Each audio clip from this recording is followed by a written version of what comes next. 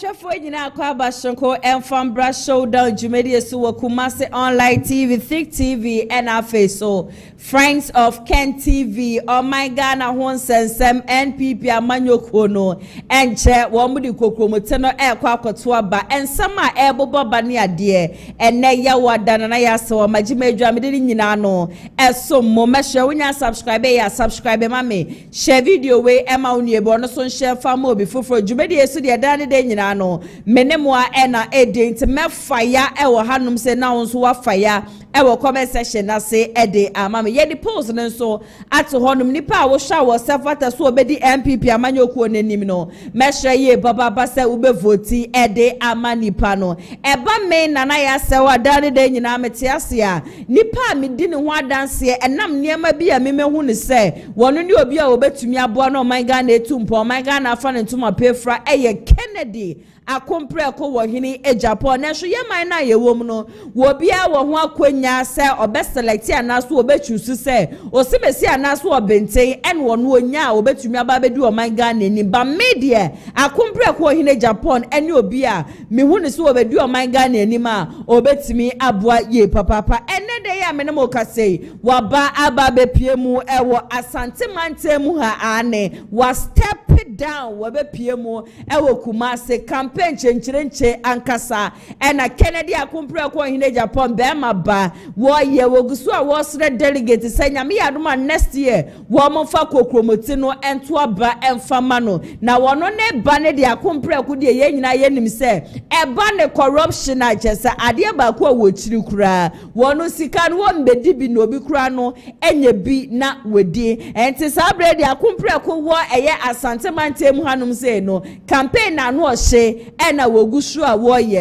in fact na wo twe bupo obi a wa trend ye papa eya kumpre ko hine Agyapong sa so ena Adwoa Sarfo ena de otosho miensan so eye Atta Akyea an san krofo miensan na watwi wo magyi wo mo hu ye papa na Adwoa Sarfo ko keka nsem bia ensem fatane ade ene expose bia busua no ohia nkasa ababe tomena so an yesi Adwoa Sarfo se owo hodum nyina the gurus and the big men in NPP and allegedly wo mo bonde todwe ye berewura hodum nyina sa so ena Atta Akyea sabre ya mene mo kase ade agese spokesperson ma kompre ko hine Agyapong wa fire no style bia ne anya hwe ne yenim sa Atta Akyea ne classmates ene Kennedy akompre ko hine Agyapong yes that time no na Atta Akyea no ya de wo literature ho ye papa ena akompre ko hine Agyapong so de no ya de wo economics so enti Atta Akyea e kire Kennedy literature no na Kennedy so e kire eye Atta Akyea economics nenso enne ye nyina ye nim sa Atta Akyea de Dr. Bawumia chinti no ensem fata ensema eni kwankra so obie na no ka no sansem no ena wo bie e ka kire Kennedy akompre ko hine Agyapong yeti kroma yenke bi hye mu no obeka ase Kennedy akompre ko hine Agyapong de yekoto abama na de yebeti ane madafaka enu ntini yempo bi obeko akoka madafaka de ma yemfa kokromoti no ento aba emfa man respond na jasa no hye ena akompre ko hine Agyapong de baye na Adwoa Sarfo so a wono so gina adome kwa benya constituency etutu bi ma na Kennedy akompre ko hine Agyapong se Ghana fo anase delegates koto aba ma akompre ko hine Agyapong no be ka ni de say kima ade a wono Adwoa Sarfo ne political career no aba na wieye Kennedy storme dome kwa benya constituency enrada na bomb bi a wo to ye no in fact ebusi enya asam geto ansam de mabobo abebre na no bi besie mabo na bede ankasa midi ni nyina no esomo enna no communicators ebeba be come when exactly 3 pm go see 4 pm ni adwetwe nkomo e de afa MPP amanyokuo no ene wo mo upcoming election saso ena hana 80 so beba betena 240 ensama aba won krata nim no wato nebo apensem asem ni nyina mu e de amaye ye be kwa ahoma so na ye ne eye Kennedy akompre ko hine Agyapong no communicator ba ko am odinechi wo campaign na wo ye no ye ne no atwetwe enkomo na other matters arising and some just free wo camp obo ba nyina no yetie ono nso ni take on those stage jumeko bi adaroma ena matna fidiem hanum si amidi show down jumedie no eso mo lioness clinic GH4 Wom say yare biara da osubia no chuchumika ebepie mu omaso ye na wom ema eduru agese ebetumi asa wo yade na se ane ye free consultation wo bi memu ne ade na afre wom a ye free wom ye adwuma Mondays ekosi Saturdays anopa 8 am kosi enwumre 6 pm enkramante mu wom sprinters aso na Kumasi a wom tech maximum obetumi afre wom 0559658403 and also 0558143438 na one wom atwetwe enkomo saso na Danis garage so asomase ani ntende opeka papa atode a mepache obehu Danis garage fo a wo showroom no kasa hodro na ena ebusho e wo hono abetimi aba bepeke wode ye ade agese ope wo mechi akwan a wo mu Okumasi askwa wo mu niti aya mas ena din hwani betimi afre wo mu 0550623377 na ono wo mu atwetwe enkomo me a medi dwumade so esom medin ene nana ya sewa yenwremu na eja nsema amabo ne bede no memfa ni nyina no emfa ensom adechi ni ade sabia ye tene se wo bia ye fully connected wo bia ba join Kennedy akompre ko hine Japan team dane de nyina ya na manfo kase na Kennedy ti se na Kennedy ne bufu ntem ena Kennedy ntumi mbu awo man Ghana ena Kennedy de na no ati free ni ade na so adechi ni ade sabia no ye be ho ane se osimesi ana so obenti aba join Kennedy akompre ko hine Japan na wo bisa wo mo se edebe na benti a mu nyina no mu dwane twa Kennedy akompre ko hine Japan sa esa se 2023 akompre ko chi ni ti se obeso obeya flag bearer de ma MP bia manyoko no na yade na nipa bebre na eni nje hom ye nya not I think it's just a single member of parliament and a join akompre ko hine Japan that is 2023 but 2025 year ye ko ra 2026 mu a lot of people and every Dr. Mahmoud Bawumia camp ababe join eye akompre ko hine Japan sabre ya menemo kase former minister at the tourism culture and creative arts your friend Catherine Afeku sabre wababe join Kennedy akompre ko hine Japan ti na wabaye ne yebisa ne se adenti na wo expect say akompre ko hine Japan bra and was say see baby a Ghana yedru no we need a pragmatic leader anya you obi asa keke ye do as I say nipa wo kan wo beye dia owa adwempa edema ne manfo dia waye ready say amanfo wo makoshuku awi a wo mu ne adwuma ye no obebia bia ndwuma ne ade nyina ne dia ma wo mu ne awie ne yese bisa ne say sisi anade ba ko edi Ghana ha Ghana ye papa galamse yesu osai yensa asese ni ade akompre ko hine Japan ne ma wo ba nyina no edebe mpa no oba ba yese de be ya galamse be brase eno hwo we ne amontena se na menkyerɛkyerɛ mumu akompre ko hine Japan ne campaign na wona ma wo ye nyina no ne kasa ye nyina eye nnwuma ene youth awodo na wo mde wo mu hu ewra illegal mining mu no ade ba ko wo se ye hye ne nso se enam se adwuma ni o man mu na wo ma shuku awie na wo mu nya adwuma ye wo mu ntantumi nkwa wo ma no ne ade eno ne na epiepia wo mu bebre na ede akopie galamsey site a chese wo mu ye illegal mining ba akompre ko hine Japan de ne ba wo ba no eyade asa eye concessions anase area ye tu galamsey te se bebi te so obo ase ye nyina ye nim se ehonom de ye tu galana nkasa no eyade akompre ko be bie companies ni ade wo honom na imebu no wo ma ko shuku awie ni ade nyina no ye de wo mu afantete ye pemu wo ma ba be ye adwuma na bosome so wo manya kakra de ato wo mu botom obi so na neje ho se wo no so be ye galamsey no eyade ye de wo mu be fa entete ye pem se de be ya wo mu nkoye bibia yesuo ne yensase nyina no ebe say in fact madam Catherine wakasa ye papa no wa kire nenti a e wo sa kompre ko hine Japan oba because papa ne vision papa ne ideas ebusua ekita no enye asem keto akora mehye so obeka me ho ne yakọ na yakọ akotie sansem we nyina no abasisia ye wo rubber ye wo kube just prioritize 3 and set up a factory that will take 100 people. It shouldn't take rocket science. And when you know into budget in Bebano Nasanke district, you know, empowered. You don't think the district can create these jobs? They be also trying cry. Also, you need a pragmatic leader. Abranti or yes, Singapore, Ghana, and Obesina. What to do? So can I do in Japan? And then or they back on board about illegal mining, Galamsey. Pragmatism. The key word. I'm enter me bedroom no. Say pemping we simple etumpan me chromu. Ye baby ejuma. was sa area no na abrantie na wo yi blade 1 2 na only ensano maybe they can go through skills training and then they get employed. Meanwhile, no say you're mining up as a then you'll be trained properly, given the proper document and taxed, so that there will be a monitoring team to watch. But most of them will be empowered by giving them entrepreneurship skills. Obi o onimade ton na dwetri a problem. Ghana you reckon it no a businessman. So obey say we business interest 60%, 50%. And he now the bekwa ye adwuma ton ade me ato. So the youth are not a burden. We just need to listen to them and channel their energy into industry. And I remember me kro mu nkwa o in Zima East. Yeah, wapo. It me a fishing business. Yeah, wa rubber. It me a rubber processing. Yeah, wo kube. It me a kube processing. Yeah, wo gold. It me a mining, properly organized, laid out mining. Yeah, wo cocoa. We na yeah wo bamboo. Kwa ame Kumasi bamboo factory. Zima East. And na egu na sisi aye bibi wo. So it is industry, and not looking at mining as the be it all. And yeah, nunkwa na de service ka begu abrantie botom. So be a way to me HND, it me a factory money 9,000. You don't think the person will have a decent life? Na a conscientizing a drink treno. So be ma won't condemn no. And how do I I'm saying he's a citizen of this nation. Ebia the what from where be do baby we doing tea and na oma and no edisaba. But if you open a factory in Amenfi, if you put a factory in Kasapeng, if you put one in Nzima, these youth, they will work. The same way 50s, 60s, factories are in Yam. So we need a visionary leader who will break himself and herself out of the box. Say Ekrobia, Anya Kraibenya 3 industry. Oh, we are capable. Me dinechi me follow nyama Kube.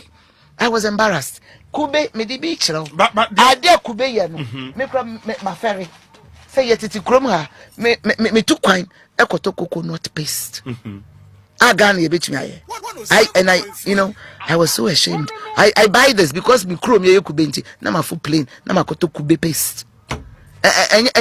You said I was your former minister at the tourism, culture and creative arts industry and Madam Katrina Feku and a yako aquacotian seminar bar just say and pray no one be joining Kennedy a compre ko hine Japan team. Some catch them say when it comes to Kennedy and the campaign na wo ye nyina no ne kasa ye nyina no or chire dia wo ba wo betumi aba ba ye ne dia ne nye say ye fa board na ya church niema wo show debi so ba talk back here kitami what say talk back me ba ye be ye wo Ghana say ye kuba wo tumi fa kube no a chese okay me ba be factory wa hanum say na me be factory no wa ha kube no eye say ne ye be ye no ye benya kuba nwa ye benya bi dia ye nku ye benya bi dia ye say chese Kennedy campaign na wo ye na busua anya asem ketwa nti obi a wo kasa de ma kompre ko anaso obi a wodi Kennedy echi bia no the moment a wo benya chance ne se wo kasa no wotie ne kasa mu a wo kire ade kropoti a se nyame ya adom na kompre ko hine Japan ba wo betimi ababeye ede ama oman Ghana meto aso de ama modi amaka chem se na wo twi Atta Akyea waji ni din ye papa Atta Akyea ashase o atake Kennedy akompre ko hine Japan de dikan wo be ka se Kennedy de e ya ade ache so be kwa akoka madafaka e wo UN ntino e ma ye mfa kokromoti no ento aba emfa ma no anso hono ma wo ye ya kompre ko ma me responde onya akwanya no kopie mu o UTV enrada na wo kopie mu wo honom no en wo sa kwa akoto anoda bomb se ye ma kompre ko hine Japan na kwanya ne se wo mra na wo mbe ye mampani wo krom ha e ya de ache se cabinet meeting ase akompre ko ni amafo be ku boot for boot a enye easy ene de ya manamo kase honorable Steven Namwa MP Edman Shaye so adodo na friend stika waba aba be ya Atta Akyea no wo hwe Atta Akyea wo niema wo ye ni ade nyina no wo ma obi ehunu se wo tan Kennedy akompre ko hine Japan na Peter kura no odi Yesu echi Peter kura wo Bible mu mpo no oti obi aso di firi honum twedi ampo Nyankopon wampaw no se Nyankopon si akompre ko hine Japan be ba be ye mampani a emfa hu ne de wo beye emfa hone de wo beka emfa hone hyehyɛ ya mo be hyehyɛ de nyankopɔn wakade afa akompra ko hene Japan ho no eno ne ade agese bebem sikaka wie no se wono de da ne da nyina bebi a wo be gyina bia no wo be kyerɛ ne nti e wasa amanfo di kokomoti ne to abadema Kennedy esan se Kennedy akompra ko hene Japan wo be ye mampani wo manyimu a eniema ebesesa video credit no enko enfama UTV ka me ho ne yenko na yenko tie ensema honorable Stephen Amuaseka eka ye fa akompra ko ho se Kennedy namwe wonku nipa danti se ne Atta Akyea se Kennedy yobi a wonu obi be ku boot for boot na fitibra wonim ni from school days abesin ne wate se Kennedy eku obi da na se Kennedy abu obi da won fa records no embeto honom ne yentie sansem ni nyina no emra sisia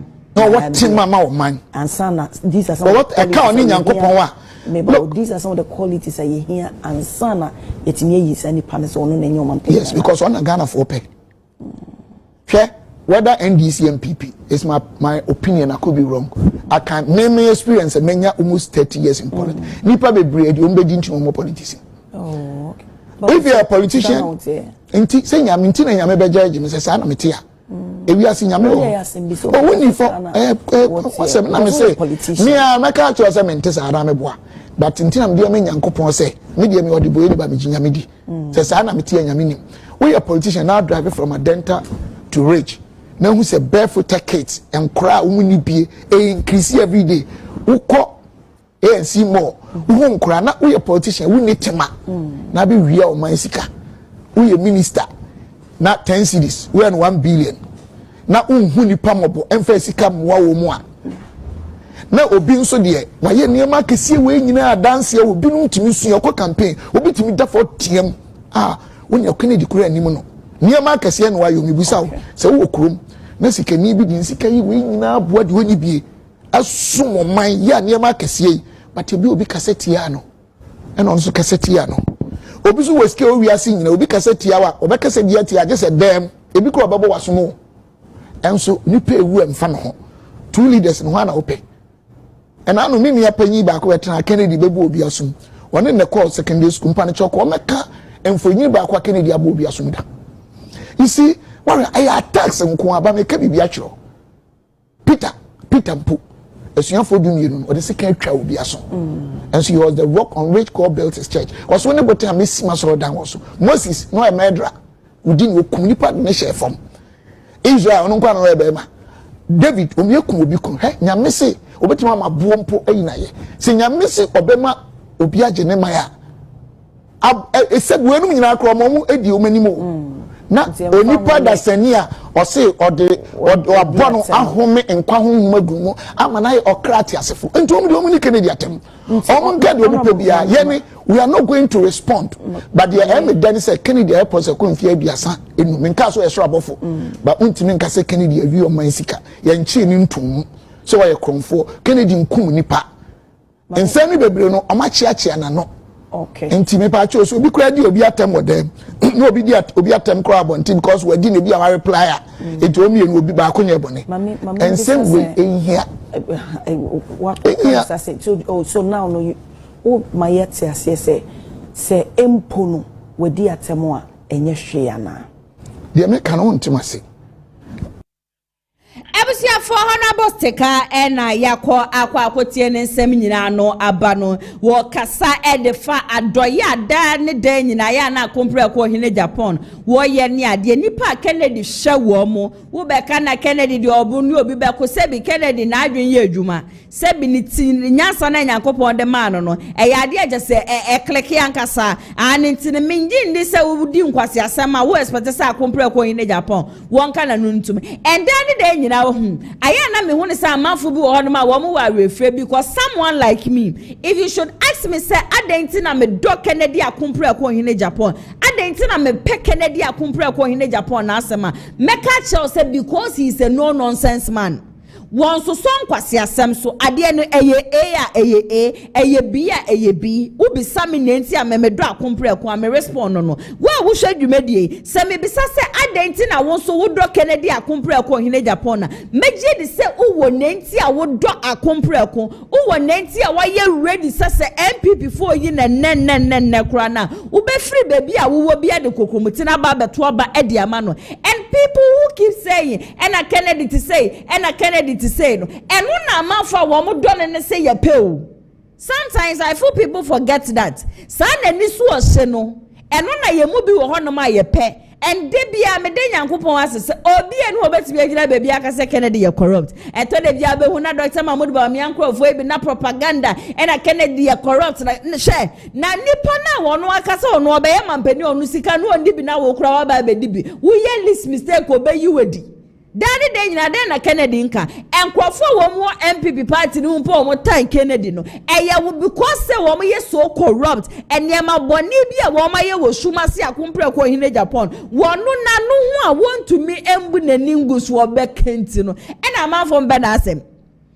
But there is no way say ubeye bibia hote na akompre ko begina so no be ko debi on yes sir. When you do the right thing, Kennedy will not fight you. But if you do not do the right thing, akompre ko hine Japan will hold you responsible. That is the kind of leader Ghana baby a yedru no ye hia enti nsem de monka de mo pe Atachia lawyer Atachia ye de wo pe ka de wo be ka Ghana for do akompre ko de wo ye den ya akompre ko hine Japan wo mo do no me to aso de amamo de anacha se Alex Teta wo kasa de makere de akompre ko hine Japan ene de ya me no mo kasa ebusua wa toto bomb anu ohye na bomba wotutu ye nyina no direction no ekọ edema eye ho no Adwoa Sarfo na allegedly according to Alex Tete was he ensema na anu ada Adwoa Sarfo begina ho no mbeka se okoto abama Kennedy and political career no ade eje se beba na wie ye ne ade na ni kwan kra so obi aha na ho koto abama Kennedy na Kennedy di matem ne ade and Alex Tete say Adwoa Sarfo mpodi nka ye po obi manaka sakro ni kwan san ka ye wa Adwoa Sarfo san se allegedly nyame na make amsramo Alex Tete eneka was say ade eje se Adwoa Sarfo empenifo wo MPP party ni mo no wo ma bonne toje was na rodan ko akufu ado wasi akire Dr. Mahmoud Bawumia was shitwe skele mu yi se Adwo na wenya ni baby kwani ade chese sankrofo ni nyina no wo ma di Adwoa Sarfo butu ho no masonu ko wachi ejina ho no ma bonne dogi a ebusua enye dogi ketwa enti se ne ye po bi mana ba be kasa de eti akompre ko hine Japan na eni kwa se ye Adwoa Sarfo ena so be ka se Kennedy be ka so ye useless ni ade eno na Alex Tete say na wo bi ese bi wa ma na Addo adiwu wa ma Bawumia adiwu wama se Adwo na diu wama miami kuruma ade nyina Napo wodi wabutu ho no maso wo kon ejine kire abodog ya nas wo pagya wo na mienu di ahya wiem agina fifi esi na gegem wo wa hemu de ye ka useless you are so useless or say wo political career na nye Kennedy na ebe ma na end yo wo political career na nkasa no eyade a end ebusua se de mdi kan ye na nyame na me kan ye me pa chow eya Alex Tete ene kan ye enti na asem no wo honom video credit no nkoma wonua FM measure so be kam hono yakọ na yakọ akotie se de Alex Tete wo to ne bu chire mu kwan ya jasempenfo we nyina no wo bu sibrim eye Adwoa Sarfo ne japade no sedi wo musifa wo mu ni wo mutiti bi free mu keka bi bo mu ni ade nyina no emra sisia kwa homasomra ne ento nkomoso Chairman Alex ewa homaso Alex Machia na pay boko there yeah me there menim say what chance on Adwoa Sarfo's campaign for His Excellency the Vice President Dr. Mahmoud Bawumia. Yeah. What do you make of it? I think oh hima official pa. I think I'm saying who fees. Mam profit you so let me share with you for. Majos. Mam fa official share Ghana for ina. Boni ejuma pa o ye na mfa official na me feel o outfit ne pa o we train am ni bro. We feel mama. So we train am feel too much. Na mfa official na me share me ra compreko. Na in champion Penfonia, in Republic of Ghana, the first gentleman Odieni, and Pacho Tonkrama Inspector General of Police, IGP Chair. Now, the Monia Juma Power, so you Pia, Juma Crew, Juma Pussy for the Juma, and Pussy for the so much, almost in the oil, or manage home. Because Odupia shed the young senator. Now, Mehema, what's it, Dr. Mahmoud Bawumia campaign? Campaign so and the former member of parliament Dom Kwabenya, she has a right to support any side that she wants, but I'll say in Crawford are saying say because on a year I could prek one immunity Crawford say so supporting, and she's giving reasons why she's not supporting and why people should not vote for Akoprekon. Or say Akoprekon it didn't matter, we didn't attempt, so useless.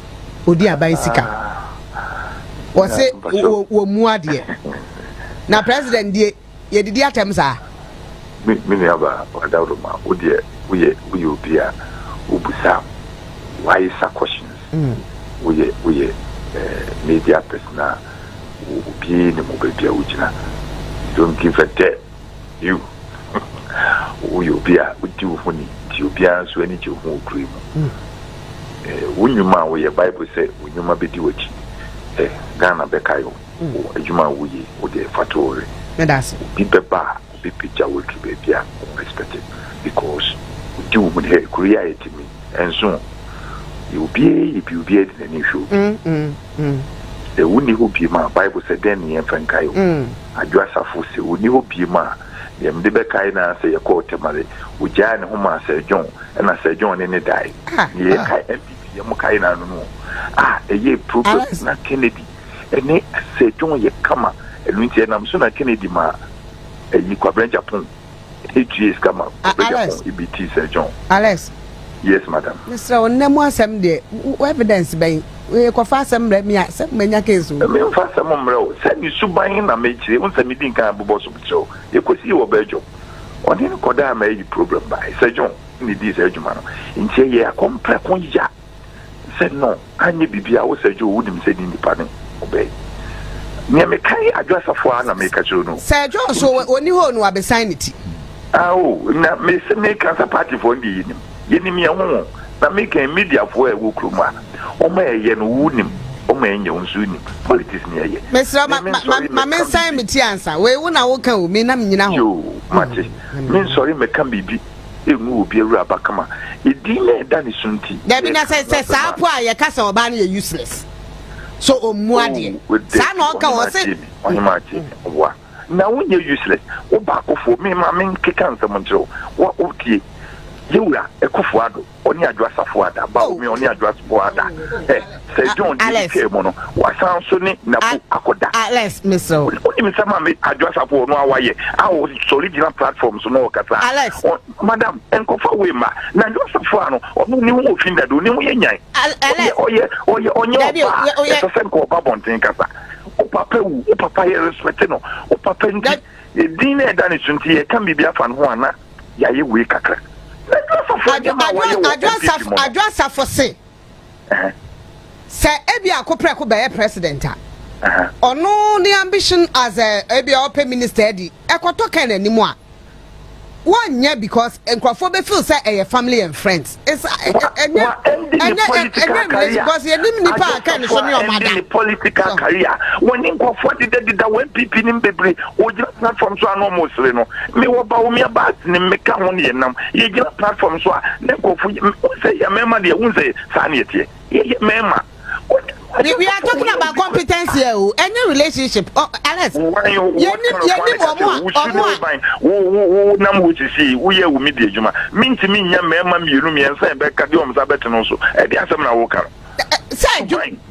Competence as some near can say be a minister, ministry, minister of state, what me a position to 2 years. Now we take what baby, now you're from the chief of staff. Chief of staff, your constitution is the hands of the president. Only Wokasa, Obiane Wokasa, O Papa Mua, O Papa Nani, we do Kruma. Madam, Alex, but Adwoa came out to explain the issues and why she left the country. Now, Ochire Musa nyano koreda searching for staff. Obetimi abuna nimtia. Ne ma me free ma. Accessible. Dia obi ani hu ye. Na woken. Na kompre konso chire Musa ye kai private jet e de ma Adwoa de baye. O se nyano kore. Enye ne kore. Nti wo fin se wo ti kroma. De na Kennedy aka wo hu ni se ye ntroda. Onima. Asem okay. And you person tell so Adwoa Sarfo di chen. I comprehend because of say we obantiana. There be Adwoa Sarfo na eka. Say asem akobra kan enye no credibility wo kroma. Me can want it. Adwoa MPP more credibility. Oni mpanifu nyina de deputy Adwoa ye obi. Adwoa.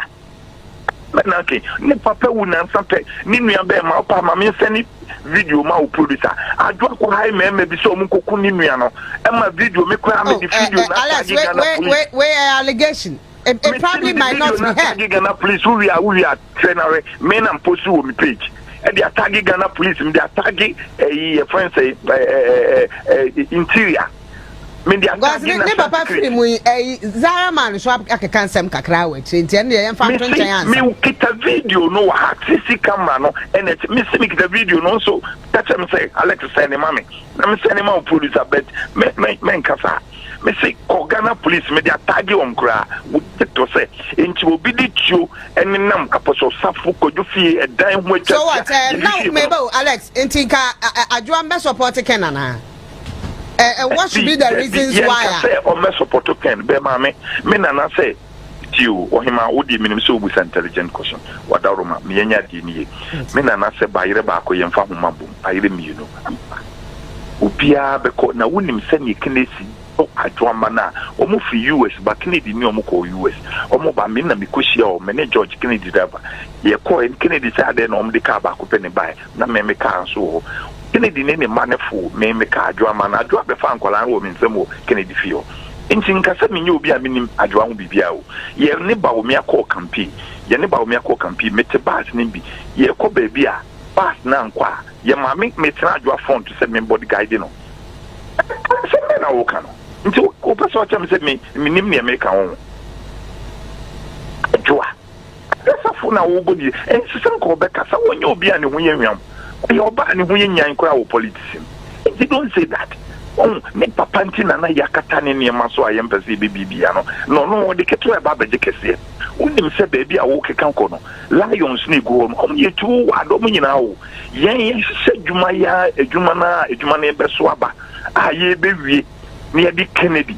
Abaye president o wi ni no o di bekan we abedi strategy ni eja wo say only papa na would go free yes how. No, but you don't agree with her, say insulting a ma the right to will be a Kennedy Moba and why you know. I don't know how we did not Adwoa we did not them. Also no Adwoa we did not them so useless. Nanti ne ya why you useless. Adwoa ne ya why you am go so can be true only useless. Dem bi na afese o hu anta. So babesia and nam fufu and nam mo nyina we yafa. Alex yeah, found community. That's an appeal. That's a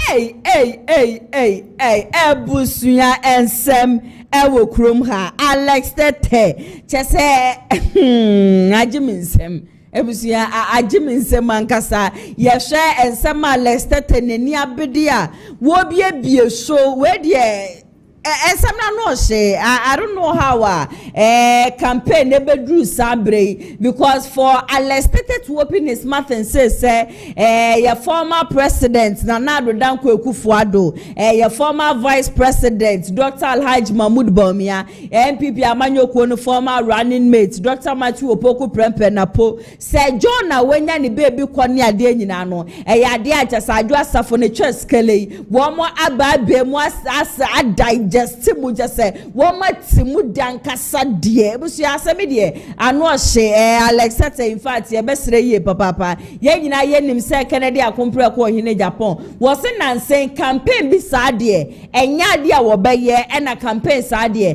enya de a wo beba bonten beba besoso so nti wo hu wo ba bonten na wo bekeka se bi ensem se moreover Adwoa Sarfo sa so your ba na bibi biara wo be kan ye nso no fa hye wotirim se oni Kennedy akompre ko ohine Japan wo mamienu inti sene because ye hwe nim se Kennedy meya flag bearer and former MPP intino wutumi ba bonten na obekeka sansem wenyina at the end of the day Kennedy ne man kra no sign wo mu behu wo mo maame at the same time so kra sign na manfo kra no ebehu Adwoa Sarfo MPP there campaign na mo ye this time dey in fact campaign no ehonte ane ehonte kra in as much as say I am part of Kennedy akompre ko hine Japan team me do Kennedy. There are certain things bi wo honoma papa meka say papa and bibi wo honom so a boni a meka say boni and we all know say Adwoa Sarfo lawyer she can even hold you on because at the end of the day you do kojina court na ebisa say evidence wo here che say na nado danko ekufuado wo de Adwoa Sarfo butu honoma dini ditra wunya sa evidence no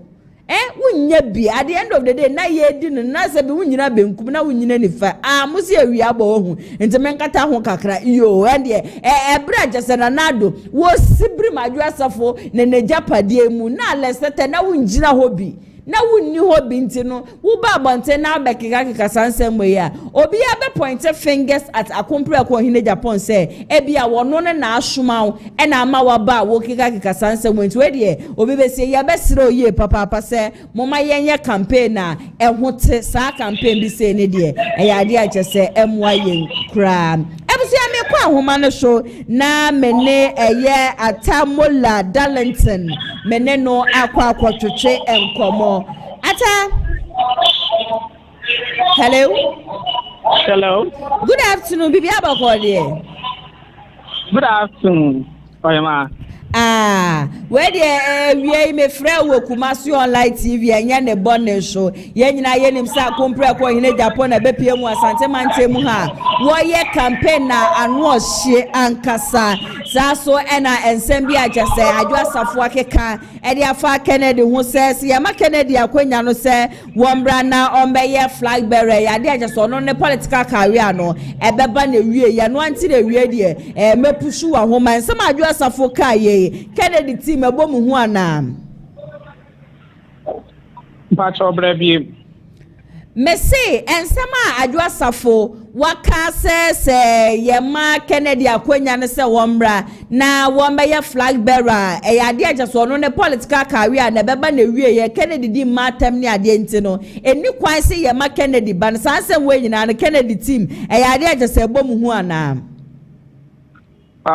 yedi kan medin chakasiye ebema wahwefo ene watiefo na enche to simienu so mediama me ame boss ejoso MP honorable lawyer Kwabena Boaten obo duma den edema honorable Kennedy Agyapong ene me team na meba wa asam no so no kwasam ni se bibia ni ho a eyeyehu bibia ni ho a eyeyehu esan se Tamana honorable Kennedy or Baba Shasi say obetu fan ka ediama party no sa no mamu we nyina okali hunu se ebibe timi esi ebra oko empo na ababe da ho pese se enkunimidie eko amano no nti ade we na esi ye no enya ade a ebe obi ehu egusu a focus a ye serious campaign ye make sure say 31st January 2026 no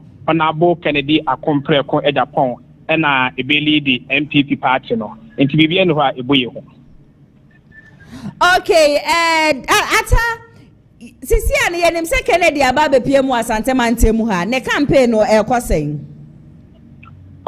minya ba me da se Honorable Kennedy Agyapong ebe pie mu asante mante mu ha enura na enedue ordinary achire ejula na ohema pawani behwe ejula ekuru ni nyina adane ebutu enya awereko ne mom enigie ye nam kwa ho aye ko na wo hwe ubia manensa so 1 Okay. Na you share the party people, the grassroots, the delegates to be precise, or share the infoliar, the atmosphere, omodema onabo Kennedy Agyapong na can be actually with a UMO assessor na a dra votes to a be free a dradia bano a be shock amount for is answer party man no omoye delegates no aye o margin say this time around no Kennedy or Agyapong and need the only hope omo apart from Kennedy no omuni edidaso e wo party mu biem it will share said the musi a budget so na or kasakra na manfo to make us all na butcha so near this idea every na they say enya some keto akra and said you will be enemy say Ashanti region and the backbone of the party no Kennedy Agyapong so see Ashanti region ha adie e wo fia eye na edra e man temo ne mampon man temo no ka say mampon and or na brabe chef for any besha de enya sam keto akra ndi kan toni de party mano age Kennedy message na to. Okay, now who said Atta Akyea so akasa say Kennedy said na Kumasi fa hane no one self that's what be ba be mampeni na so kasa obe pie mu asante mantem no ya de ajasa amanfo budget de so amanfo agi atumini say Atta Akyea kan ne de mu so mo kira say mo call grounds said ne ma ko de said ne mo ebra o Atta Akyea Come Yesu Sano na oye nipa bia some of us are respecting you so I respect no because one of the finest lawyers MP to my movie in in fact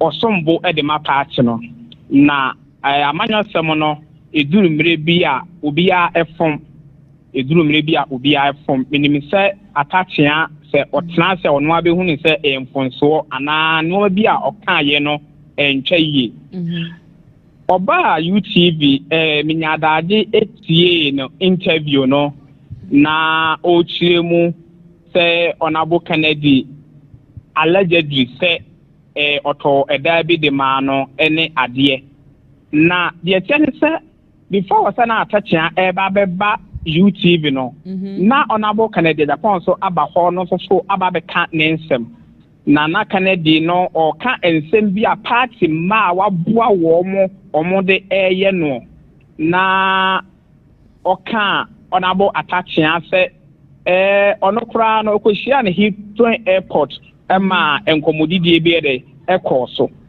owieye no na oto aso na substantive statement na kasa ndie wodi awie na obesha ase na yeko school no eduru exams ya obewun se na paper no esoro honom na oma atwere ho se read the passage carefully. Enti onabo Atta Akyea na nim so yam na nim mapade enko obenya botre nanka watini ama due diligence aye adwuma na mpofo no me say eye wo bi ni wotan bi ntino ma ne fa ne say so na bo Kennedy Agyapong kasakura na ke say eye wono Atta Akyea okay ona bo Kennedy say enipa bebre na atia ne na so omu di na tem do obi abeka bia onka owie no wo say omu kasa no say won tebrofo no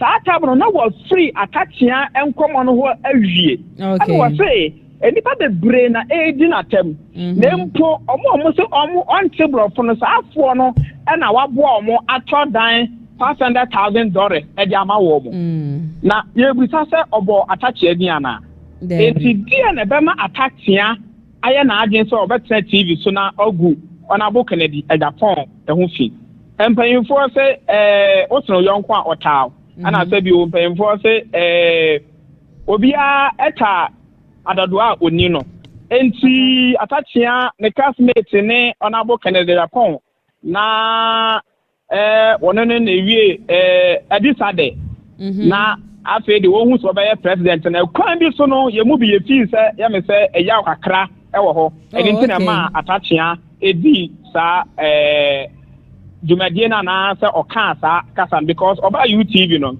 one bass Oba be marketing candidate or basa or no eba for revenge and say Oba be defended Ebia and Simbia Waka. Okay, na just who want to say Atta Akyea na nebra compare ko kakra nunti e na wo keka ne nsem oye de wo ye no sa pepe. Okay, where the member no e seconds kanenti e was delegate no e ma compare ko hine Japan e be ya mampani e wo krom ha. Hello, what you mean kan? Me ko anka sentino be 30 seconds adenti e na was delegate e ma Kennedy akompra ko hine Japan be ya mampani wo krom ha. The NCA ye perfect akompra ko Japan e be ya mampani e wo krom ha ne se this year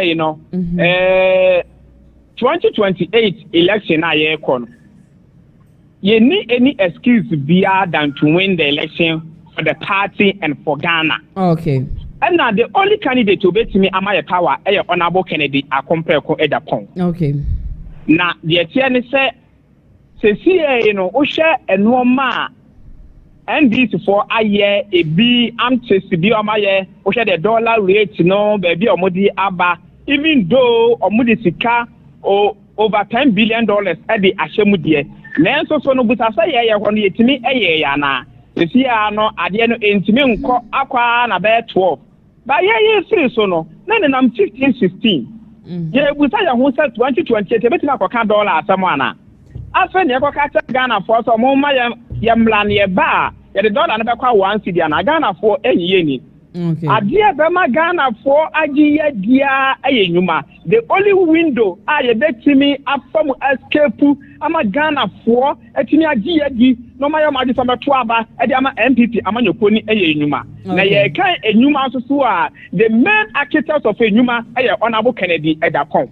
A obi nim say a proving evidence e wo ho wa ye bia mo hu e visible e touchable wodi wani hu saying na wadi kaye e brampa na onye mampanyimi na mpo onye minister da na individual wono ankasa atimi abie sa nyuma no ama party forma ama Ghana forma enya bi eye ne ye fi sase de abanya na e de ma Honorable Kennedy Agyapong a obetimi agitumi e de ama party no.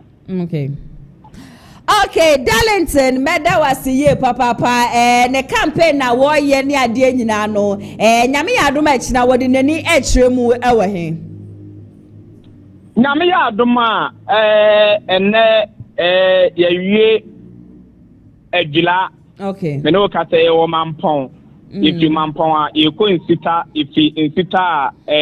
ye ko efida kwa abre. Na ye de nedwumadie no atwa so e de aba na wiye na nyame ya adoma ekina ye sha ase enso so e de free kumawu na ye de aba fidase ne ye de aba dwaben ho so so ye be wie ho ni na ya to aso so de akọ manson kwanta ma manso adubia enso so ho no so ye be to aso e wo ho no.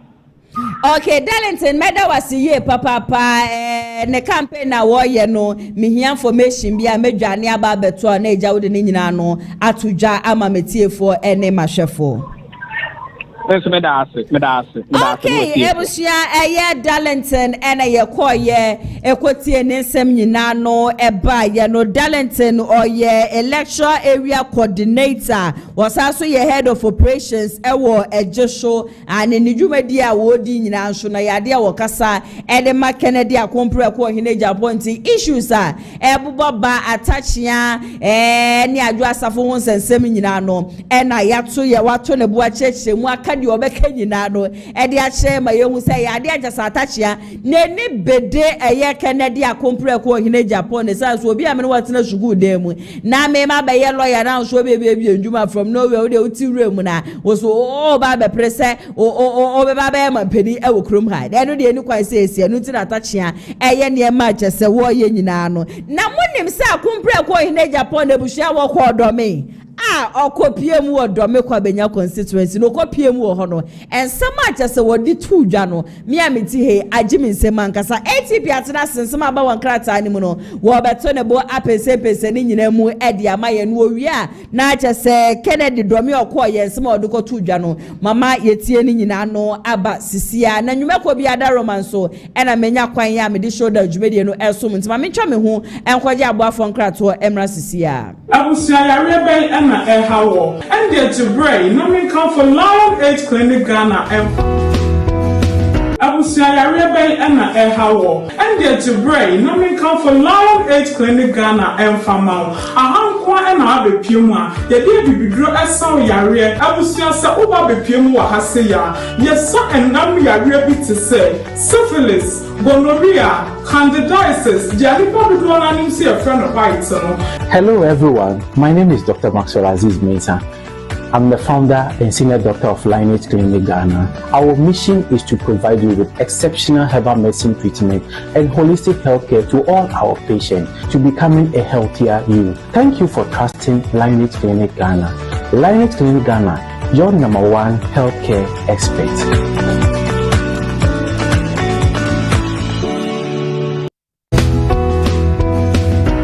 Wow, what a nice cars. So peka eye niti pa afeni eye free so edi abadia. Contact Danny's Garage. Hona benya ka tiapo a eye niti pa ato. Ka efeye eye latest models cars aba. So pe eye Honda CR-V. Anase Toyota Tacoma. Toyota Land Cruiser, Sparks, and getting ya, a Uba Ube, Ninja Ubenya bi award Danny's Garage. She say need to be quiet diaba, a Honda CR-V, a hybrid engine capacity no 1.5 entry fuel, Uberwood Danny's Garage, a TI Armadia opposite one wa. Frewa Homa True for is 0550 623377. Eho ana Danny's Garage, ewo.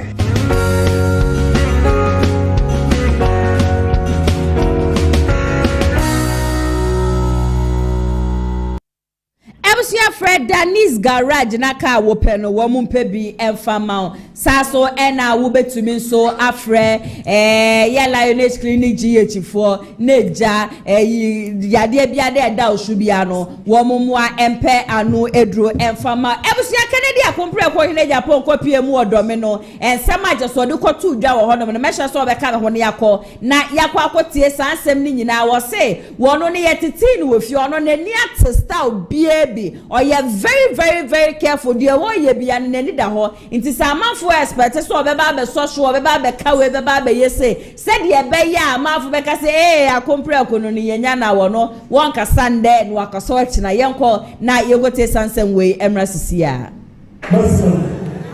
Yes, yeah, ya wati ya fatuwe.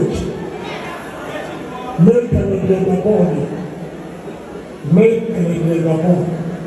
Bibia it is all time now to so be my cover the money how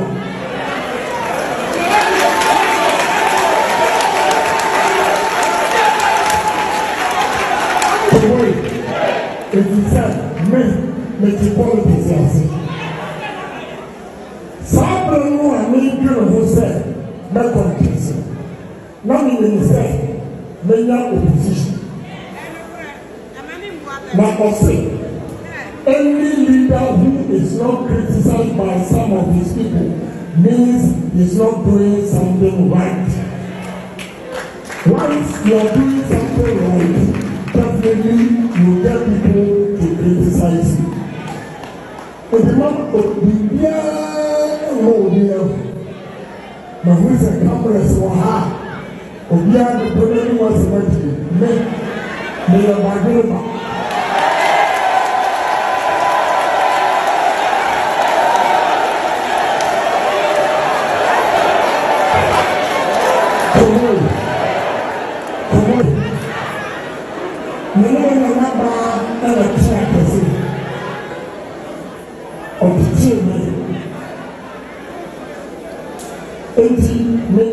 When to strike and when not to strike. To strike, I will not.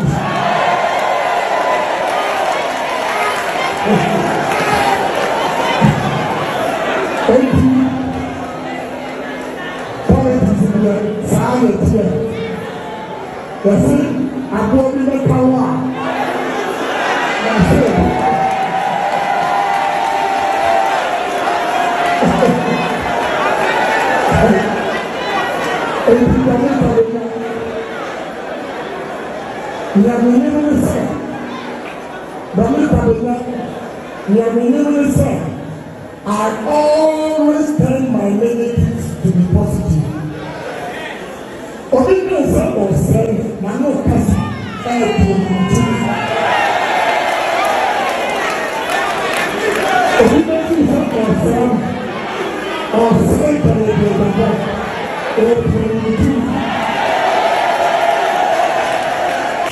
Kumpre ko hine Japan ene yakwa akotie na ba nti wotie ne kasa ya wo se ono ye badwemba he knows when to strike sabre enye brepa emre papa no ede ne ho beba na mre papa ne ba na abusia wo strike ya mesra mu nyina ye papa se munya kumpre ko na won strike ye san se papa wo mo dia yakayaka de edi na che papa ne kasa de bia wo kasa kra hu ne se yawde bi wo na kuma mu enti emre no so na wo strike ya muma ye nyina ye nja no na one strike one ye di obeye onka di obeka ne se ye de ye o na nya o ya yenja o fire ATP den sama ba wan krata ne mu no esom ye ATP mamma wakwa ba ana ya se wa mejo so bibia boko yesu adom na so oba de na darma mensum hu ye papa pa yenkwe okay mama fa daily guide en fama ye tiefo ni ahwefo nyina kwa ba e famra ene de djumedie so na no be pm e wo krata ye ni manesa me ame crash e ye tafo MP ni fo ni e da hase na ye nyina ni me ye litio di wan ho dan ne ho sensema na etwagu e wo social media no ai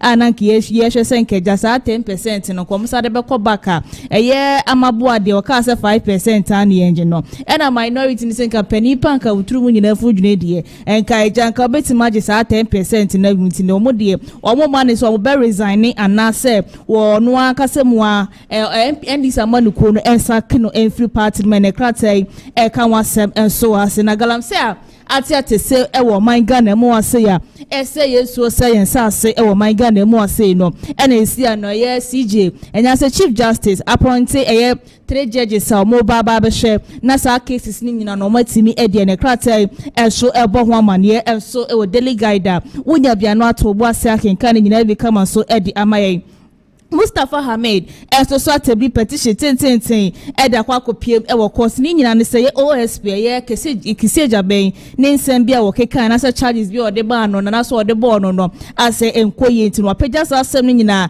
eda kwa kopiem e wo ye Supreme Court ne krata daily guide e kan wasem enso wa hase ne mfoni eda krata enimtunya bia no ato bo ase akenka ni nyina bi kama so ede amaye mame fa kwa the Ghanaian Times na be piem enso wo the Ghanaian Times so a nesa boko won sensem kratafe to so eyedumiensa no ye nyina ebe ka ye nche bia ene ye na otumfo kwa asetena e waya santimantam wo se wo menhia wo de sa eye o last meeting ni ebe awie ya wo kire mu e kire Ghana fo nyina se eye mampani JDM na soma no eti se ye mampani JDM asoma no kwa de wotimi megina bonten enka nsem ni nyina enfa nto abonten to wo so ni nyina e de agu ye nkrata so no de kwa koma ye mampani JDM na bro de koma no ye mampani JDM so ahwe amesi na sundie efre na sundie abepiem ewo boko na we na kratai ebo ho mane se eye abai no e de sika 1 billion Ghana cedis e de ato wonom se wo mo fa ensan fancy se ye mampru se ni busasi eye ekuro ni so an boko wonom ne ko se sia no mentime wase bebre na ekọ honom no enema bebre na sese entino mo ba sha se sisi school dan hospitals na kwan ho do bebre na ase wo honom nyina no wo mo etimi esi adi amaye ne kratai kan wasem enso e wase sanso na wakrata na emu so na se ukopie mo Jamaica so a nese yeyi aya slafo mako 54 won gwagwa piem e wo Jamaica akwa hye ama bibia akọ wano akasa e wo ho no nyina eye se menteme wase bia na ekoso e wo ho no ma ama eye ekuro no agija no etino mo akwa hye ama bibia akoso ye ankasa e wo ho no mene krata the Ghanaian Times so e ka wasem enso e wo hase ya wonya bia ne wato bo asa kenka ne nyina be kama so e dia mind na no pay ensema the Ghanaian Times so so edebaye no na mapense mu nyina kama so edi ama ma me fa nko daily post na be piem so wo daily post na de ba ko be month ne na edi atwe di akasa wo social media Accra ni Kumasi Kwantempɔn so na we enene me no wakasai uko prema ma sheba jafia wo mo agye atum sa esi ane de kwan no aba beda ho no ma esi akwan no Kumasi ne Nkrampɔt pa Kwantempɔn so wo mo ba be ne expressway kra eja maye ne kratai kan wasem enso wo hase sa so na slafo ese yetu wo mo se wo mo kopiem wo Jamaica no mo hwɛ na aja mo ko boa mo ma menti me wanse bebe na ko hwɛ ma esi ekuro na jija no wo mo sentimi emergency wonom no ene krata daily post ebo ho amane enso ewo ha sei Mede ko Daily Democrat na be PM enso Daily Democrata na enche bia ne won se chichet fo bebre na eti ni so ankasa wo man ga na mu ose ni nyina ne se alawa bi ese amba o manasa ye man pani JDM e sha o mo bose nyakopon mu obetua na wontua enti na ko PM social media na amafo bebre na edwa ye papa pe na me no ka se ye twa se kan nyina ede ama wo mo sa so ye na wo tumfo ni foni eda se ne man pani JDM enso ni foni eda ni nyina eye consensus or the report no ekomano no kratai kan wasam enso ewase ewo kratai na enimu na esi asenate for wo mode ma launch bibi foforo kram timi ba bebo ma pensioner for no wo mo so etimi enya sika nkasa edegu wo botoma ene kratai kan wasam enso ewo Daily Democrat wonya bia na wakenkan nyina bi kama so ede amaye mamefa kwa the Chronicle na be piemu enso the Chronicle so na Napo energy minister ne phone eda ase na kratai ebo woman yes odan ko piemu ye o my God na mu ase na se be ye parliament house some minority ni nyina ka nyina ne se ye ma pani jeje wo so oba ye nche bia ni ministers no se wo sha ase no reshuffle ebi wo ho no na we na gina pa babo ntia wo chire mu ka se wono de wo bo ne ho bodin ba pa wo ye na dwumaden e desire reshuffle ye minority for anti social media no my God na mu ase kekaze na ye nya reshuffle no no de enya de ebeka koso ya de wo bo ne ho modin ye papa pen kratai kan wasam enso ewase sasa na mamefa nko PM kaso ya Casland na me do kwa akopie ewo hono ma na se ye soja ni bi ese ya che no ai ya che no ye fake soja o so da no soja atare na won nam honom sa eja wo hihye soja atare wo nam wonyina no wo to weapons upon weapons de ma ya police for work aso na me no kasai ya kwa akwodo na ne Clatter the Chronicle kan wasem enso ewo hasei me the National Enquirer enso to aso eno so ya hihye for ya twa allowance no de am Clatter kan wasem enso asei si enso de eye boku ko piem won masundie fe na sundie etimi abona so hene ba ko wonum de na ebuafu ye papa wo chire mu kasa ase asem ne ba ye na otumfo ase wa fana kan wo bi na ntina sa ko twetwen sem bebre da de abakrata kan wasem show hasenya gopon bo a na ye endi samanuko na bato no ba be ko so nyakopon bo 2020 se ne se chairmanship race no wo be so peke forms ni bia no ye 100k krata bo ho amane enso wo hase bia no akenkan nyina bi kama so edi amaye ma me for the Vanguard so enfanto so eno so be piem e wo krata ya nim so a na sa Atta ana face so kan de wo hene Agyapong ni phone eda hase omu kire mu kasa esi anom kan de wo hene Agyapong watutu be left and right and kasa eda ma Atta Akyea na mo sem bi obeki kan ye no watutu bi ye papa edi ama wo mu Okada bill no ko PM Parliament House ananki ye hwese ja o ma pass out edama no taxi drivers for wo kroma se ni trotro drivers for ebuafu ye papa ni nyina ene se o monti ase si ana Okada for no baba bejo madwuma ye wo kroma se ne kratai kan wasem enso ase sanso na wo ko PM so ye etiwa wester MC one man ode ne ho fro galamse ya na amafo bi kra kase ya jeli ni ye jeli ni no na ono kra babo bechire maka say ye wo mo say wo mo de sika 12k na tu ni ti so de so wati metua ba ne Clatter the Vanguard bo ho amane se ya jeli no Clatter wonya bia no akomusu ko no akenkan nyina bi kama so edi amaye mama for the Supreme fan sorry Clatter ni nyina so na so wo be PM ase so na se minority ni nyina lithium d ho ahodo na se no mo kan wansem mo kire mu kasa amabo ade ni kranya me no wonse fatase edi se land minister no ede be ma na ese sake no ana se NDC amanuko na omo pam no enfa mfiri no san so e na oba na hwera se na wotumfo ni foni eda se e mampani je die ni nyina ye boko sensen reporter wo de koma no klata e kan wasam enso san so no mosque minus for ene so esre ye mampani je die so obesre omada se wo mo M1 na ne klata the supreme enso e de beta mefa klata enfa sorry klata nyina so na ya se wa fa de aka nyina fa beto so ma ye tifo adane de nyina no wo mo je brete Kumasi Online TV TV na face of friends of KNTV na ya se wa. Okay, Hana ATP meda wasiye baba sense ma ba won krata ni watobo apensempense ni nyina mu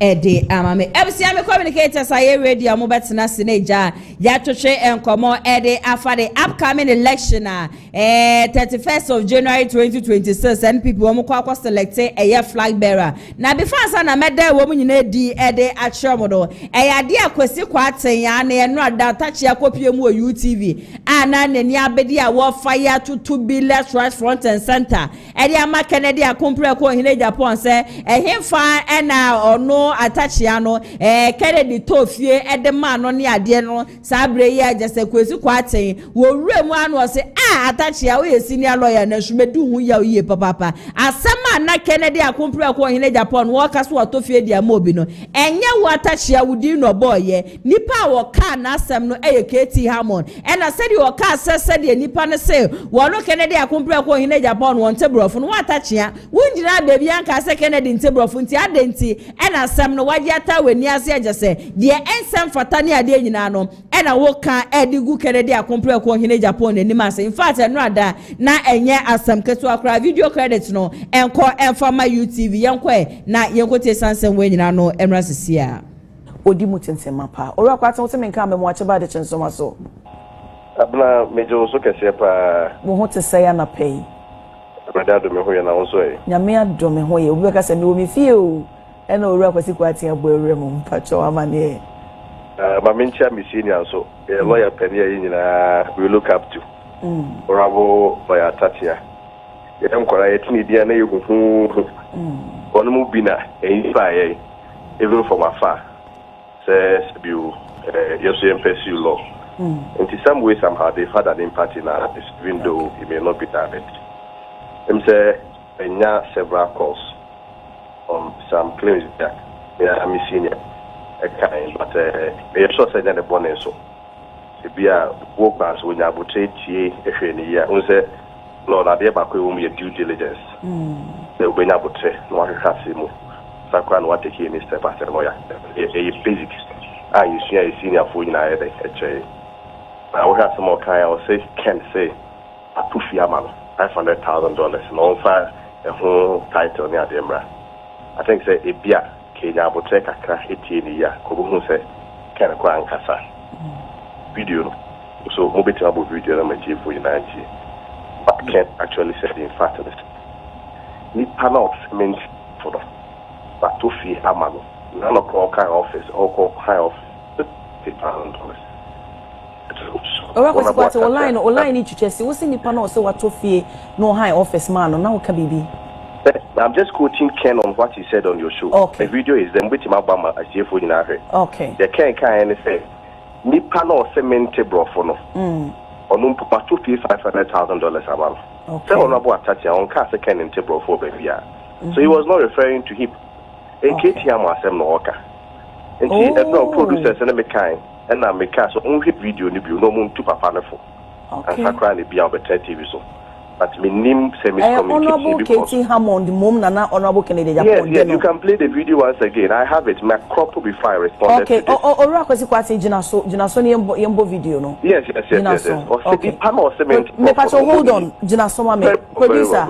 Jina so producer bo video no my. I'm not going to respond to Obia. I will not. To Obianka the Obianka. But me statistics will fire. They will run away. Evidence I'm going to back. Media, I just don't talk. I'll give you evidence. Once that touch and here, because you say Heathrow Airport. Why is there all airports in the world? Say me do try. I don't think I'm going to say Heathrow Airport. Obia dear. Onipa no ko gina ho $70 brofo obi amente brofo between to a dan $500,000 before time AU village at the chew Emma would you rent or chihime and a native or $4,000 amount who knows away. Obro funi na hala obi on ti profit to me to dan no reaction na me wo ko high no me office or high wo mu to amano me man $50,000 but I leave it to fate.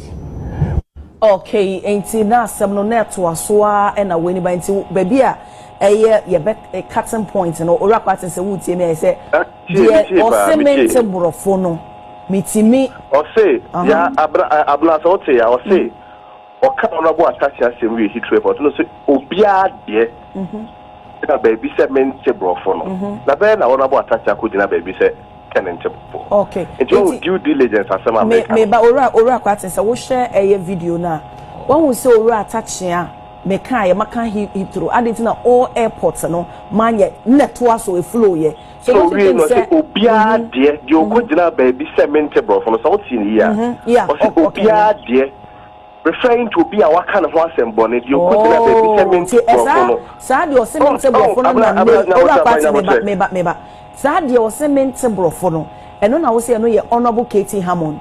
No, but any de men America de musmuti o si obi ade de okodina baby cement brofo no me to diamond to make a due diligence once. And Bemuno any be a would can forgive you as a journalist, but lawyer dear you can't miss it due diligence. Would take you time a shot dear kind year. There are any before so and then yaw and then be a better. I mean, Honorable Ken was your classmate. And to be Biaquania, the book on Scabba Fafons, the cool, our coming once and say, nah, I had then a bassa. Ora Quatin, said yes, I see a wood chimney. I will cast your or can't say your cement brofono. Was honorable Katie Hammond. What you need to say because honorable Ken, I'm born honorable Katie Hammond, Dinintino, and automatically wait me. I can say then what the Masons or the Camboni didn't beginning and or cancer man sana. The cement brofono ebeshe when Muntina. Assuming that is the case, that Ben honorable Atta Akyea, a podcast can interpret. Your kind can become a motherfucker. Okay. Why will he even accept to say on one acre? Okay. In the first place, and say, I'm a chimpa. So I'm okay, I'm within the NFS, Daniel Semna. Honorable Atta Akyea to it, that Ben Waka can interpret. Honorable Ken, so what's here, Simbi and Danko resolving no.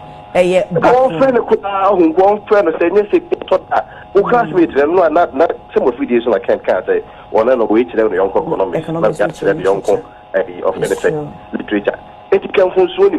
So me inform you, said who in yet. What I say, and you wouldn't talk about me, and also Yandy, carrying so a friend, me, and I didn't need any scene, and quite him. But to stage an interview back to come and respond to him without due diligence. Book as a lawyer for we do something very honorable. Who go for you apologize. Okay. You are feeding so apologize to Candy move on. Who forgive you. Yo, Mate, ora kwate medase pa. Kwesi kwate ene yakọ akwa akotie ne nsem nyina no aba me se MPP amanyokuo ni de busua enta se 31st January mbra no monto wo maba ne wie no na ache se ensem a epiepie every party ni mu aba abonten no enya sam ketwa because from starting 2 p.m. am chance here ebesi sabre je se de akosho MPP party ni mu no enye easy na sabre ya bana boka say communicator senya atna say kweku amponsa wo kasa de ma Dr. Mahmood Bawumia saso na Bernard KG Alexis wono so kasa de ma Dr. Brian Champo wono na share social media show wa Santemantem hanum say de ma Brian Champo wo nyina no aye ready nde ye betwetwe nkomo de afa Brian Champo and also Dr. Mahmood Bawumia. In fact, from now on, because it's for bebody, enye easy. The question, the idea in an yebeti be. Ewa hanum say, "Bacha mama munina na kwa bashonko." Yeah, Joso. Bacha bibi abo kodi. Yamiado. Yeda obadi ase. Dr. Mahmood Bawumia campaign and yeme okosei. Oh, say, mama fa akunya wisu na menda nkofumba Bawumia biase. Eshaiso constituency executives and me boss Oma me akonya ma mitimi ba Mr. Seth Boatin me fa akonya we so adanas campaign dey nyame adim eko send isi pen na you believe say enru 31st January dey na inshallah na yakopon amane so na Dr. Bawumia abaye flag bearer amaye Okay. But when a Brian champion so campaign and you to say. No my cost. I'm fakunya is in charity for me washafuina. Okay. Campaign you so. I go on a form. Yana kasana noso. Kasana noso. But the way you go so achievements in your money na go so yeko. Okay. Plans in everything is in order. Sabro go so to. So aka create a little of about 10,000 will be for the delegates. Okay. You believe in the grassroots. Okay. From here, social media and but only more important because I'm going to about. Okay, the sure say number 1 and number 3 there. If you move 2, 1 and 3 in the cry. Ever form Zara. Okay. Well, the one I just said 2 numbers, same cocra, woman, hands down. Okay. MC woman and them no more a barber to trade and come on. Our video, in fact, and Reno air quantity, remu, our first topic for discussion. Ninano, and Sembi attaching I do two just say, I compare in Agyapong and Namakuma Ekita. There is no way of betting me a man or a new quest or Bayam and Penny Crewman to some cabinet meeting. Just say a bit is a back cost no, and yeah, ask them get to a cram. I mean, shall see and free a year quick and ponsa and chain. As a matter, I can't use so saying.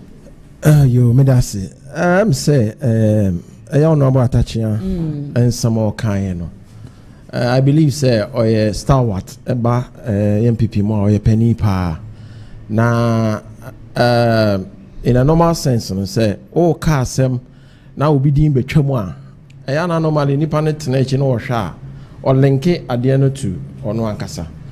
May me share the whole thing. No, I believe the Kwesi came to try to make it look as if said no. But my question that I was asking was that Senya Atta Akyea and I know what can. Why would UTV invite Atta Akyea to come and answer what Ken said? Because I'm the Ken here interviewing me and I did change your man Atta Akyea by. And if it wasn't for Atta Akyea, then who was it for? Because Katie Hamodini Yamu. In any case, the temperament, nipa su ane ne ban ana eche nipa oyeden oye. Okay. Both mpanimfo no omatena party ni mu acha omabo braye or party. Now me I will side a little bit with Honorable because his name was mentioned. Enti na me side say ono so take his stand Okay. And in another way, I would think that if it was more of an open discussion, I believe very strongly say, Biananka Atta Akyea would have withdrawn back. But once his name has been mentioned here, I think say Nanka for Honorable Ken personally, Ubisamia. The other side of him, which is the business side of him, is much more better and beneficial to the party. And the help that he has been giving to the party, I know they can beneficial. Because when you look at his temperament, Atta Akyea he says, it's even difficult to tame him. Let me give you a typical example. Donald Trump, Oba into office in 2016. If he had listened, even though he came, but if he had listened, I am sure he would have continued until 2024. Okay. But Osha Sanana ni post now. Oh, more bia anything advice no. So what the number of people or saki or more and will feel officer? You marvel. Simply because or you'll be an official say everything is about him. Me see we want ya me you ready. So but when you go into leadership position, especially when there's an extension to be a flag bearer of the NPP, towards power for the whole Ghana. And maybe an bit me. Okay. Yeah. I said me somebody needs to tell you how to speak, how to dress. Even Papa Abeshe Kwambo be natural years. So but when you have someone like that who has a problem and I only want to say a problem, but who has that attitude. Also then Yankopon the amano. Ebia send ye be hunipa any omobeka obika sma obenya abotene nakano. He hasn't got that. Okay. But on that level, no, one share or chinabi ojina simple so. Now or say asembia, he might react to it. And no, and I idea misuru. Okay. I want home. But all in all, he's an exceptional person for the party. We are not denigrating him, and we won't do that. That will not come from the Bawumia's camp. If it comes from any other camp, that's fine. But yeah, but now we're denigrating him because Sani can party, you know. In any case, people who have also helped. Yeah. What you say. But we don't want to denigrate him. You know. I feel that in the events ACC towards 31st, these things are bound to happen. Okay. But what you say. Yeah. But let's. I mean, now the popular saying in Ghana now is that let's give time some time. Okay. I am very, very sure that after 31st, no be on the smoothness level to say the minimum can. I am very sure say the united front that will come together. But inshallah, come to January 31st, there's only one person that could be mentioned as a flag bearer of the NPP, and that will be Dr. Mahmoud Bawumia. Okay, kweku meda wasiye papa Bernard. My member I want so her no me Kent's temperament. Do you think say e yade a ha adwen a entumi emwa ma ne meye mampani ana? With temperament, well, what can be say Kent's temperament? And why not can you? Ahachi. I will condemn it outright. Because the temperament you are talking about, it is personal stuff we are talking about. Okay. We are looking at what he can do for the party and the country. Okay. Not exactly what we are talking about. The temperament, they say, Atta Akyea, we need to determine what he does at home or what he does outside with friends or whoever. So I don't see why I was say as a topic to even discuss. Okay. His temperament is personal stuff. Again, the Ken we are talking about, it's one of the biggest people in the party. You're not talking about any other person. Someone who has helped the youth in the country, especially our party people. Not just that. How he has donated towards the party in the past years. 1992, Atta Akyea, was he not there? Why was he not talking about temperament? And he's not making, just because of internal contest. I will condemn it outright. It's unnecessary to even discuss it.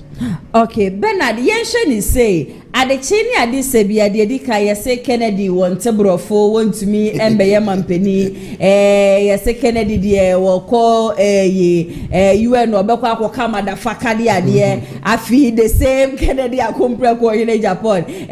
Say, and Nakuma Hado, you quite see a man by your flag bearer cry, Edema MPP. Who share at the Chini Adisabia and someone say, Bomba, I am now a free discount. Targeted to so far, like I said to Kennedy, I come in Agyapong. Do you think it is something they bet to me Adwoa party nana? For the past years, Ken has been there, helping the party, doing his part for the party. They also a year for the party. Nina is doing it. Or cabinet, obey we, no. Be our character. As it is now, I cannot. Politics and magro and young penny able. Sometimes you need to be aggressive. Because to be as the attempt, Kama and yet the piano punish you be. Oh, yes, because at the end of the day, Nyankasa Kennedy in costing the attempt just for sake. But on the opposition, yeah, they will himself we have to go boot for boot with this person. Okay. We manena nkwasa mebre, manena nkwasa mesi. Let's look at what happened. Just ended the election. Then you see how what the NDC were doing. Amude police soldiers. You declare class on Modino. You see what was happening. So are we going to sit there again? No. The man Philly Ken was animal way. Okay. He wouldn't allow certain things. And Ken, me I don't see is whatever character he is, whatever he did. I think he did for the good of our party. Okay. Fine, Juma. But he did for the good of our party. He will be them penocre. That's the truth I must say. MPP and Kofoni be penocre. Let's face the truth. Ken is not a type, and this maybe I welcome some war, social media, whatever, you go school free on Chemau. That's him. Also, on Chemau. As soon as we share because going for power, Sanema we need the power. I don't know the day, you should be back. Who's on to Brofo and whatever. Brofo, ọmọ ti say problem omoka so MPs bi ọmọ te say me check for ibu ofa me am te am first degree or master's communication kwa me timi akabi some of you ọmọ kan parliament no me send these MPs ni bia I become sad sometimes when you to abamo mumra if no money kere Agyapong for can so far ahead kra akaba for MPs ni bebre kra MPs ni bika parliament obeti omo ina kra okujeto eyimo okujeto na timi kakakranka krabi obieni ho Kennedy Buff no kano I am madam bye awa no bi no kale parliament but Kennedy bye where they come there kakra twem say the reason why okay we dey ka na come person me touch one or two things I believe say all kasa no kasa going into elections we need to be radical and aggressive as compared to NDC. Now, there are some about these two parties, NPP and NDC. I don't know about say. Okay. Internally, say BBC one NDC man. How often do we hear about it? How often do we hear about it? Look, we have very radical people in NDC more than Agyapong. I am telling you. Yeah. We have most radical and most insultive and most aggressive people in NDC. But when it is about them, it is about nobody. The party comes first. Sure.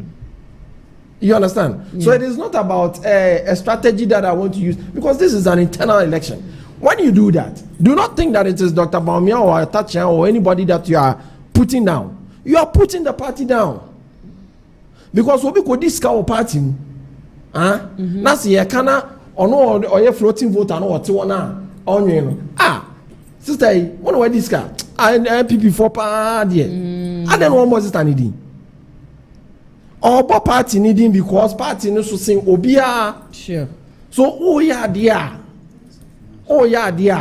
Oh now I dream near besi ho. As yes you want hene. Oh now so would attempt say what mean tina bedwam ni obi attempt. Simple so obi aka sabi abo na kwase a kyerɛw. Enti hone dear. I think say one dear menene nyadwen. Second was say why ye niema bebre wa boa. There are thousands of people who have also helped the party from 92 besine. Can I come in now? Oh the mama you see Mr. There's one man of blessed memory. I'm from the currency. Dr. Awal. I think he was a minister before. Nana Dubai, Dr. Awal. One minister for sector Bakuna Mirefi. Patronim de Babani before elections. Offer Nipa 200 Adwoa South Africa. He didn't mention it. For 2 years. Nipa 200 party boys. Ekosunya decoding. Send you see here. I was South Africa for 2 years. Or be blown on. We are not saying you have not done something for the party. We appreciate it. What you are saying, but we are looking at a situation where we are going into an election, and every Ghanaian is expectant of a leader that can, give us something of sign mount. Imagine say a friend say Mahama, Ejina Simpios, what is will be did at them. Now the next Mahama go to take us no fire. I mean how? To where they are not another person between. Okay. Like he just said, he just say Kennedy Eiii must still tell people. Kennedy to the way so on Kasai. Atta Akyea na Kofaba. Yeah. And I'm as Kennedy speaking about anything this time. No. This will be any campaign. Personally, I feel as some of our party people, I don't understand them. Talk about your candidates. Okay, baby, send this in a C-man kebete. But who has come out now? Atta Akyea, they say, on another subject that's what we are talking about here. Yeah. We're not talking about any other topic.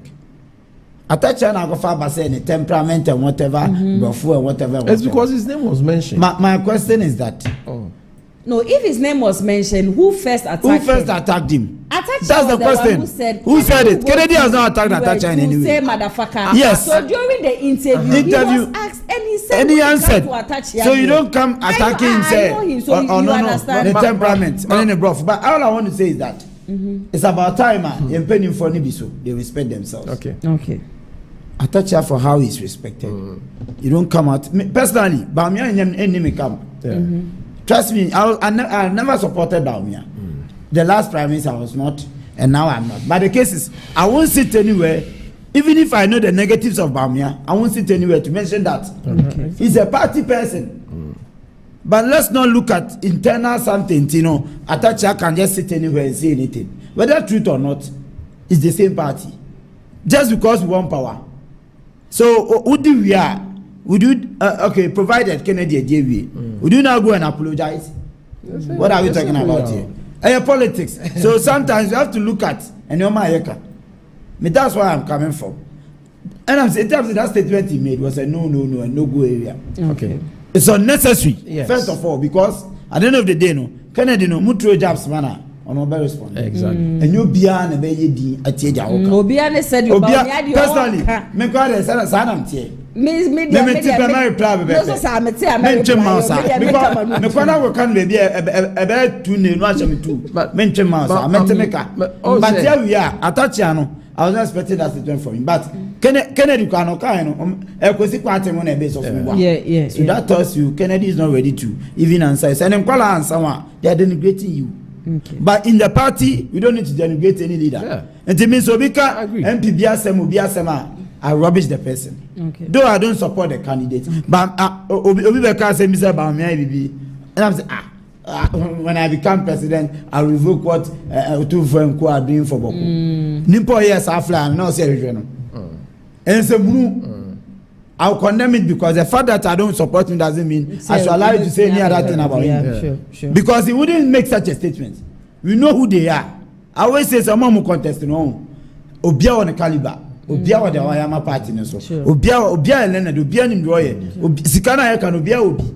So I don't see why Atta Akyea will sit somewhere and making these statements. Me, I've already condemned this. What the topic they said, I was about to tell you people say we shouldn't discuss this thing.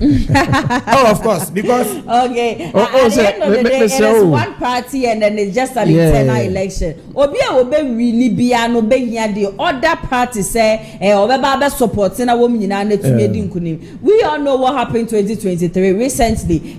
Lots of issues that Kennedy, especially come from Bawumia camp and a Kennedy Krano, idea just say, oh yes, 1 year campaign in Bawumia Brian Champion called man sika Brian the champion so nyame ya admo kopie mo UTV or condemn that act and say sansema na nam ne ade nyina no kura biada enim. And Kennedy, I personally feel say yawde bebre na e wona kumem. That is how I feel say ebra na ohunu say wako e de ama party no obi enu obetumi aka so onim say de Kennedy tie. Yes. Obi nim said ye Kennedy tie from 1992 wa yenim nti adenti na enna wono nso bese obeye flag bearer eno akayema opposition in bonye say madam miniaba the idea ni nyina ekono it looks as if there's an impression that everybody wants Dr. Bawumia to come. And so Ken is peeved because why any may be a boa party. I mean, let's be frank and open. Obi anywhere, all you're not going to say, Tinchina or Makenema. I elections in the echo. We all near my year, Obefa. So is it telling me, say, because I can have boa party in Intin, I do no swan, and I say a man and call.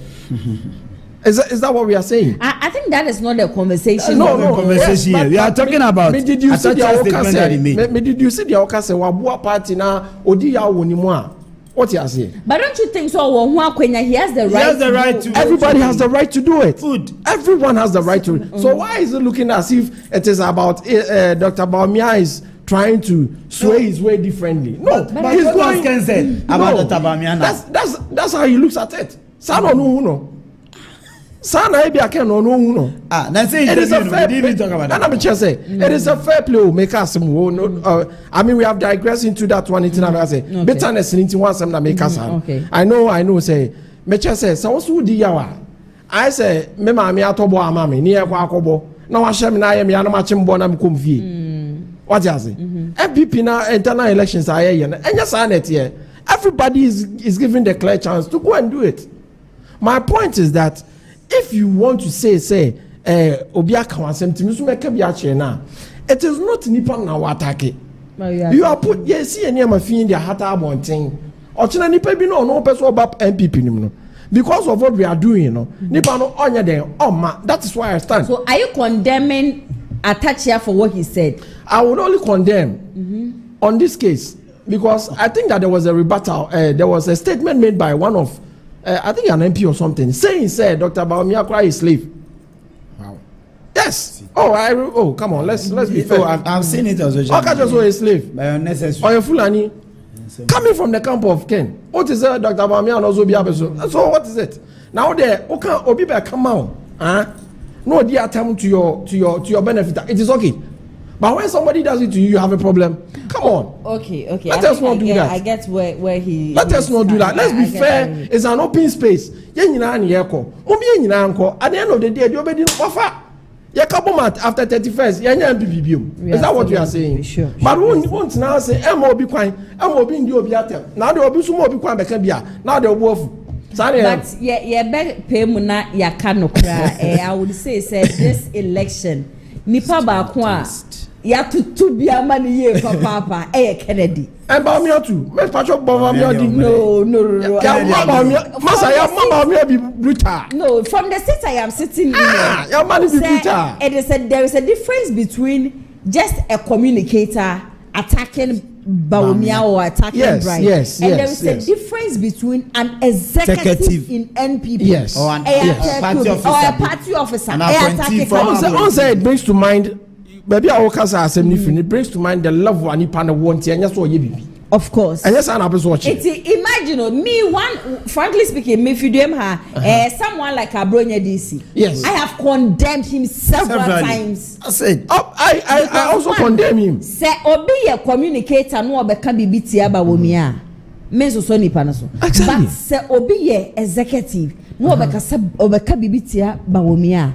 I would condemn that person because me who say would Debra ekita no. You need to think about a party.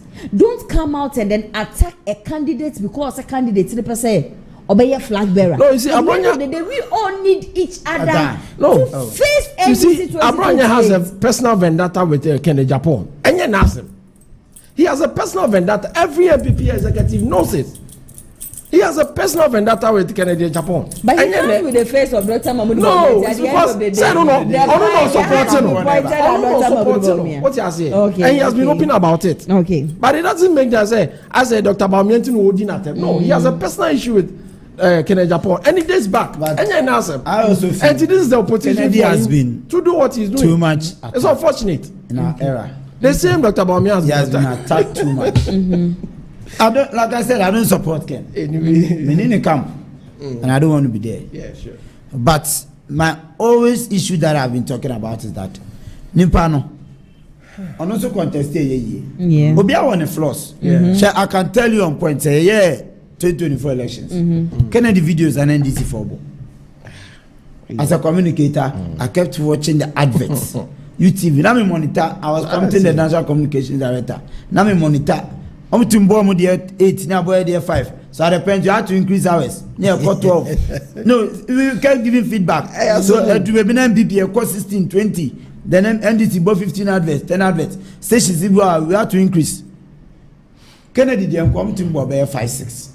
Aside all the adverts of and some work on radio, on TV. About now buying. Now buying. Not just now buying. Even attacking individuals. Okay. Oh no, banter. I don't think Ken knew about contested one day. Sure. He might not have done that. Sure. But here we are. Sure. Now he feels he wants to be there. Because I don't think he has nothing to lose. There's nothing for him to lose. But if you say, but if you say, when he becomes the president and gets the power, yes, employment. The number of people he wants to employ is how he wants to build people. Let's look at how they call it, the cold store and the rest. How many people are he employed? There's still company. Nipasen will employ over thousands of people. Why does he want to contest? Because he wants people to also feel so he's sometimes touched by these things. Is why he wants to contest. But my issue, the whole issue has got to do with that. I was not expecting that from Honorable Atta Akyea. Personally, you still stand by that. Okay. I respected him a lot. Okay. But Sanyo man of a kind of day and come on Kolan and Penny to Saudi. Oh no, Penny for me, I'm just almost I get bored. Okay. Because Enkamayam Kolano, yeah, it is in your trouble. But personally, me, what I've learned in school about communication, I won't play with my reputation. I think, sir, so that's it. But yeah, since we are all both communicators, mefa a platform so advice BB. Something that I think I am seeing that is hurting the party. I feel say the media space is trying everything possible to make sure say the party NPP does not survive. That's what I am seeing. Oh no, seriously. Because we share other platforms so NPP for qua. They will bring an NEC person, bring a UP person, and then go, and before you realize, communicator no customer NPP no. The UP and the NDC becomes one, and then they start attacking him. Think I'm a pair. Me my dream with I know it's an open, forum platform. Obi respond here, but in UPD and get your move your move issue him. Kaupo platform na UPD. No, but let me come. Oh, the mama nusi. Oh, the mama nusi answer, madam mama nusi.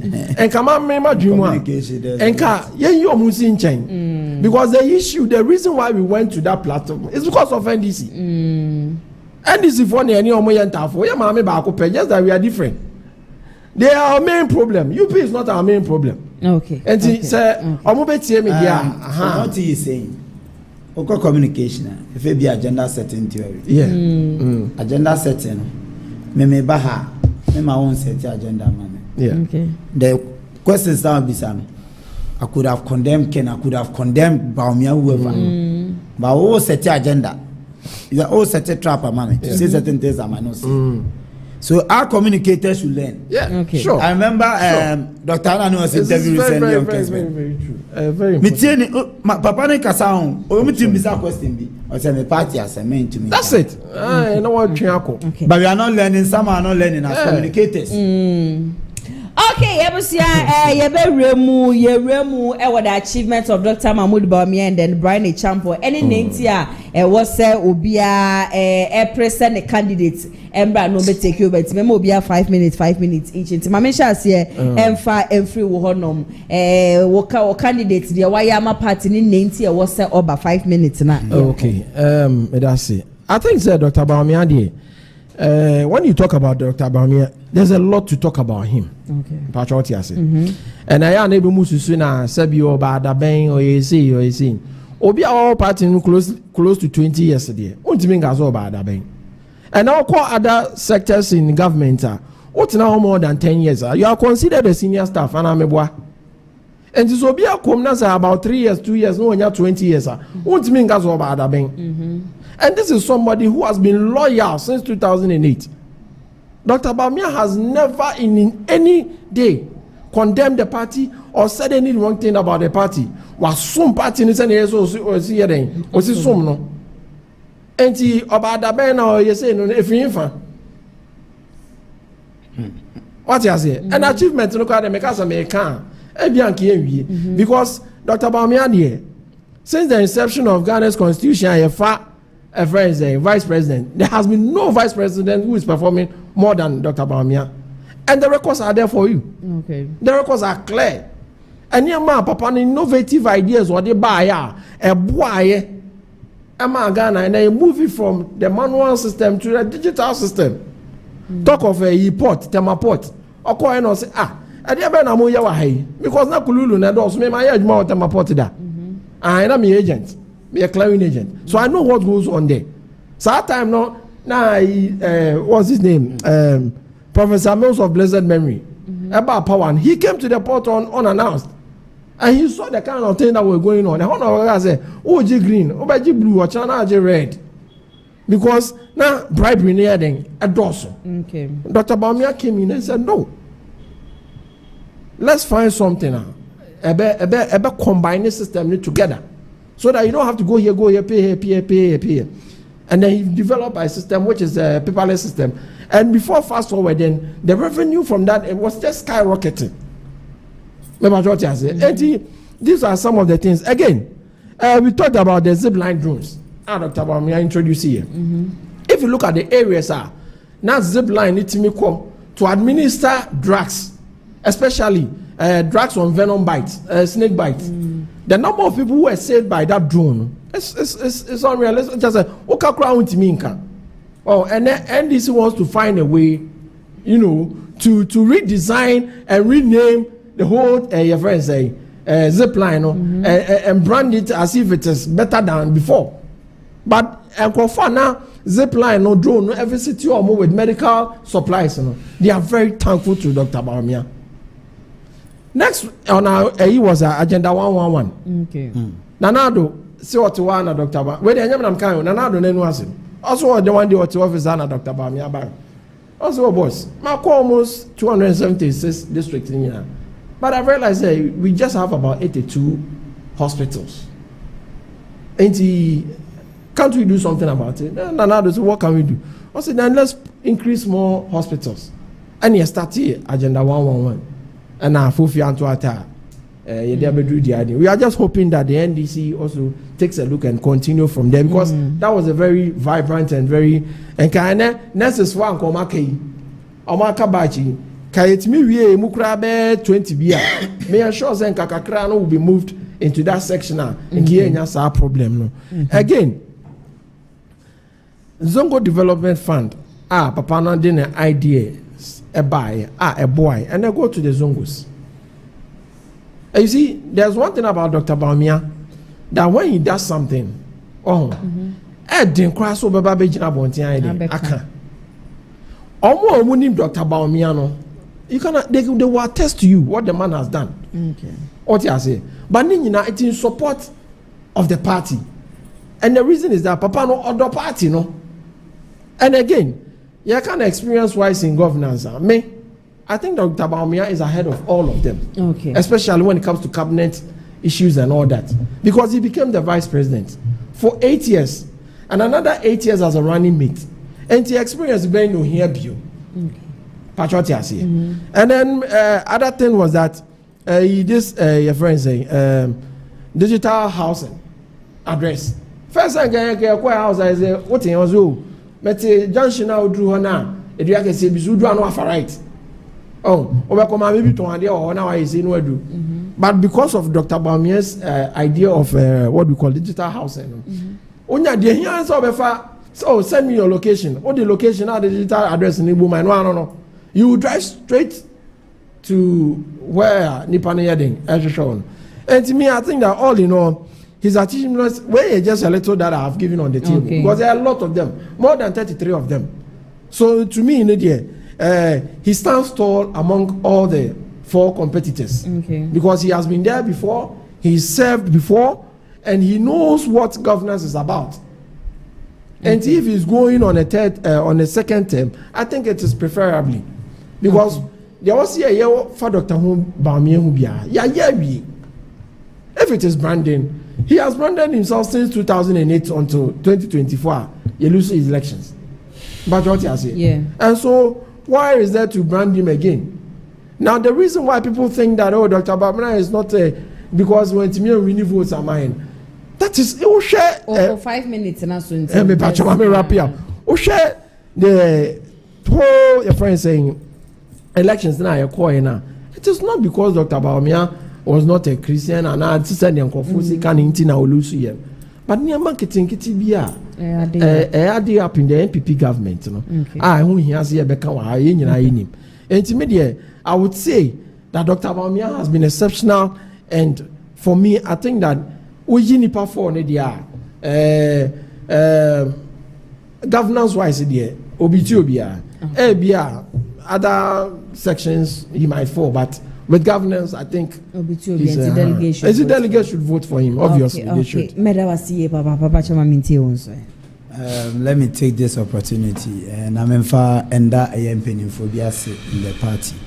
Lawyer Justin Frimpong Kodia, the General Secretary of MPP, Commander Dennis Kwakwa, and their PAs. In fact, they were able to secure a scholarship for me Oh, that's nice. I'm done with my masters. I'll be graduating on Saturday. I would like to thank them. In fact, I'm sure they've done a lot. In fact, it's not just a mere achievement. They've done well. I appreciate them. May God richly bless them.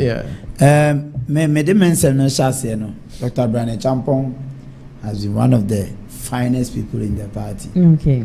But Uhuna also is an action man. I remember when the first time I visited Rock City, that was Kohun Kwetia, that Betifi constituency to be precise. In fact, I kept asking myself questions. Now, some people now party na ni Uhuna na say ya tidi di boy nim do to me. In fact, we had the opportunity to communicate with him. He told us a lot. First of all, he told us what he had done in the education sector.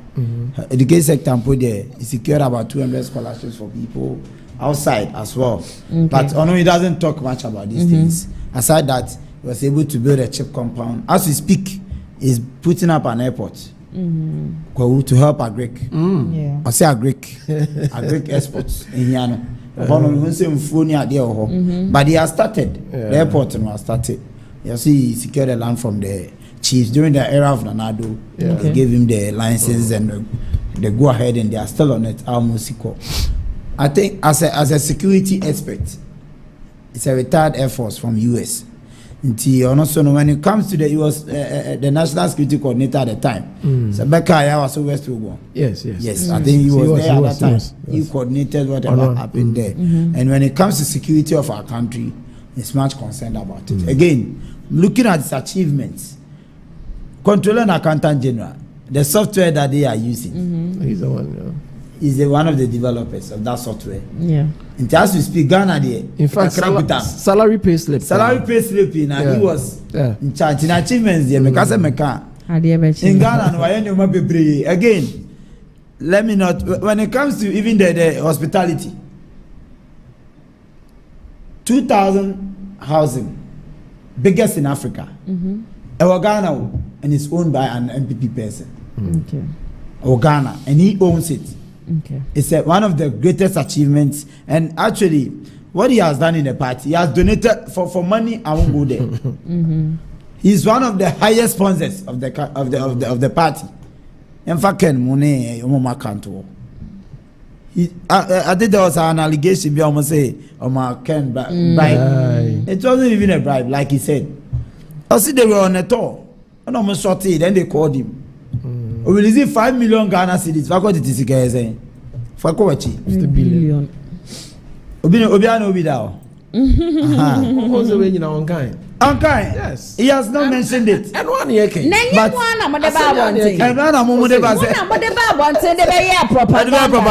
somebody raised an issue. Nobody raised an issue. You people brought it. Before the communicators we came out. Didn't you raise an issue from Brian's end? No, I'm coming. Wait. Your team raised the issue first. Assemble na Brian can answer na so issues neighbor. Na Brian Nyankasa. Brian has not started his even constituency tour. Yeah, not yet started a constituency tour. Time when Brian can say made reference to Dr. Bawumia on an issue. Say because Oceano chere Eastern region for and no matter what you need. Exactly. Sponsor Ken Bawumia's campaign. Yes. But that time now team enya dia babo nya there's another one of kind. Which other one did you say? Okay. I think I remember no crowd. But all I can say is the man Brian Agyapong on Kasa, action speaks louder than words. For him, what I've met him and learned from him at the how they call it. When we went to Rock City, the interaction we had with him, he's trying to tell us, it's about he's not comfortable, so he has to come to the limelight. Also, on the president, for them to feel him, because software, is not only in Ghana. Okay. US, Australia. okay countries or what softwares are operating manner. Movies or a Sakawana or yes kind of way. But he has learned and he's a genuine businessman, of course. Okay, yes. okay. The delegate and to about of course, Dr. Bernard Champon. A champion. The governor. Madam Munina see papa kwamposa ekasa de Dr. Mahmoud Bawumia Sasana Bernard KG Alexis won also ekasa edema honorable Brian a champion then won makasa achievement the Brian na ye ne de Bawumia ye nyina no mo de atudwa a wo mo kire ne ntia e wo se ye to aba ede ema wo mo candidate na comment section asana so de ebusia enya asem ketwa kwa Brian's communicator is so good Bawumia's team are not serious. They have no message and want to ride on Ken. This man in Bawumia team is corrupt. He is the same as Bawumia and his wife. Nanaya, please start reading our comments. 17 seats in Western region. We got 2 seats. We said Bawumia brings Zongo development. Else the Zongos would vote against Bawumia. What did he tell us? My brother from Bawumia's team. Nanaya, please close at 4:30 today. In 2000 to 2008, Bawumia is having one house, but from 2016 to 2024, Bawumia is having a lot of houses all over the country. Samira Bawumia used our money for Kumkum Bagia celebrities and woman whilst we were crying for jobs. Oba more fire. So all these people have slept with Adwoa Sarfo. In fact, comment Ebushia easy. I would even die for Kennedy Agyapong. I believe in Ken because he always feels happy with his past vocal village styles and okay, you know. Yes, so let Kennedy Agyapong be Ken. Dr. Mahmoud Bawumia, if you want to vote for him, you can vote for him. If you want to vote for Brian a champion, you can vote for him. If you want to vote for Kennedy Agyapong to 31st of January 2026, you can vote for each and every person. Biara, Maminda, you make our show, my to be the show down Jumediano. So mo lineage clinic GH ma hwe ye papa say Bema won't be more my ye I won't pay more John Shine more chemiano. Wo Bema no etal hockey to a beach as all by yes we are in the Simukas and Kodako farm patrol. She shall lineage clinic GH for Akache, Wama share and one moment will be drop papa pie bet you 2 yard in Nano. As say, oh, your bar, I won't send me a problem, the more menstrual cycle your problem, and the amount fiber near the Nano air how I'm a patrol for a woman. One me age Mondays, because Saturdays and upon 8 a.m. and go see you 6 p.m. Oh, Fred one more a free consult. Won't you see Kebia? Opo make sure acquire and Cramante no more spent as also and a Kumasi Hanum says no more tech maximum bet me after 1 more 05596 58403 and that's 0558143 now only one more attre and Komosaso and Danis garage and so eso Masiam to be shoulder Jumedia no ever so Montero Peka Papa to the Ame Pacho who Danis garage now one more Emma will be one number yaba ko pedebia meka me say wo friend as anya number me na yas wo metena video ma aboba ma odi ame pacho wo bi na ebe so chinchi musika wonsa eju sika bi e de free we say wo showroom ne de kasa hodro na e ade e bi wo ho no wo bi ma mu be say wo to ka ne ade ame pacho wo betimi no ma twehwe nkomo be ba bedu Ghana no na wo ka aye ready opo me chi akwan a wo ma Kumasi askwa wo ni ti aya mas e na edi enhwe nim wo betimi afre wo mo 0550623377 na ono wo mo atwehwe enkomo Maminda production team ni nyina ase Hana ATP the newspaper review no be so mo sa so na camera ni MC so eye kwa Joseph Pon executive producer eye Mr. Daniel Yeboa loyal viewers mo adane de nyina mo jebre share show down Jumedian so ye be dam nyina ase ye papa nyame ya adom echi na exactly 2 p.m. kosi 4 p.m. ye be san so atena se na o man Ghana ho nsensem ne ade nyina no ya twetwe enkomo e de afa ho me ametena dwam e de Jumedian so be so mo medin e ne nana ya se o makram nyame ya adom echi na ye be san so e stay safe. Wow, what a nice cars. So peka eye neat pa afeni eye free so e de abadia. Contact Danis Garage. Hona benya ka etiapo a eye neat pa ato. Ka efeye eye latest models cars aba. So pe eye Honda CR-V and I said Toyota Tacoma, Toyota Land Cruiser ɛyɛ Sparks nketenkete a yɛde yɛ ɛyɛ huba ne nyinaa wobɛnya bi ɛwɔ Dennis Garage. Sisi neat one bi kura yɛde aba ɛyɛ Honda CR-V ɛyɛ hybrid engine capacity no 1.5 entry fuel wobɛhu Dennis Garage ɛwɔ TI Ahmadiyya opposite one a frɛ wa homa trofo so 0550 623377 ɛhɔ ana Dennis Garage ɛwɔ.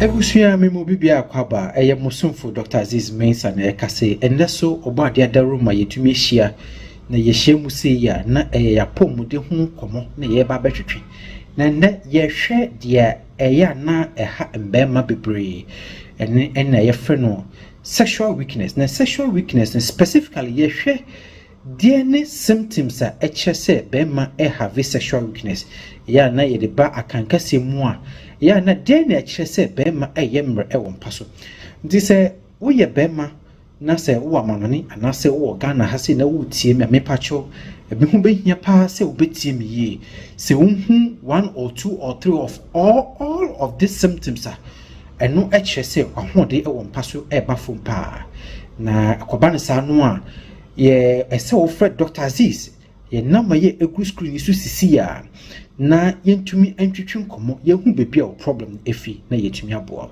nti DNA ekyese bema ayemre ewo mpaso ebusua dedi kan no se bema ayemre ewo mpaso a obehu se edu ahomache a ne bema ne entumi ensori tete no na eno ni ekwan a yefa so ye hu se bema na hodi ewo ho anase ne hu ewo ho nti se kodu ahomache na se bema entumi ampege ni mu a eno no ekyese ahonde ne fomu an eba deto so mienu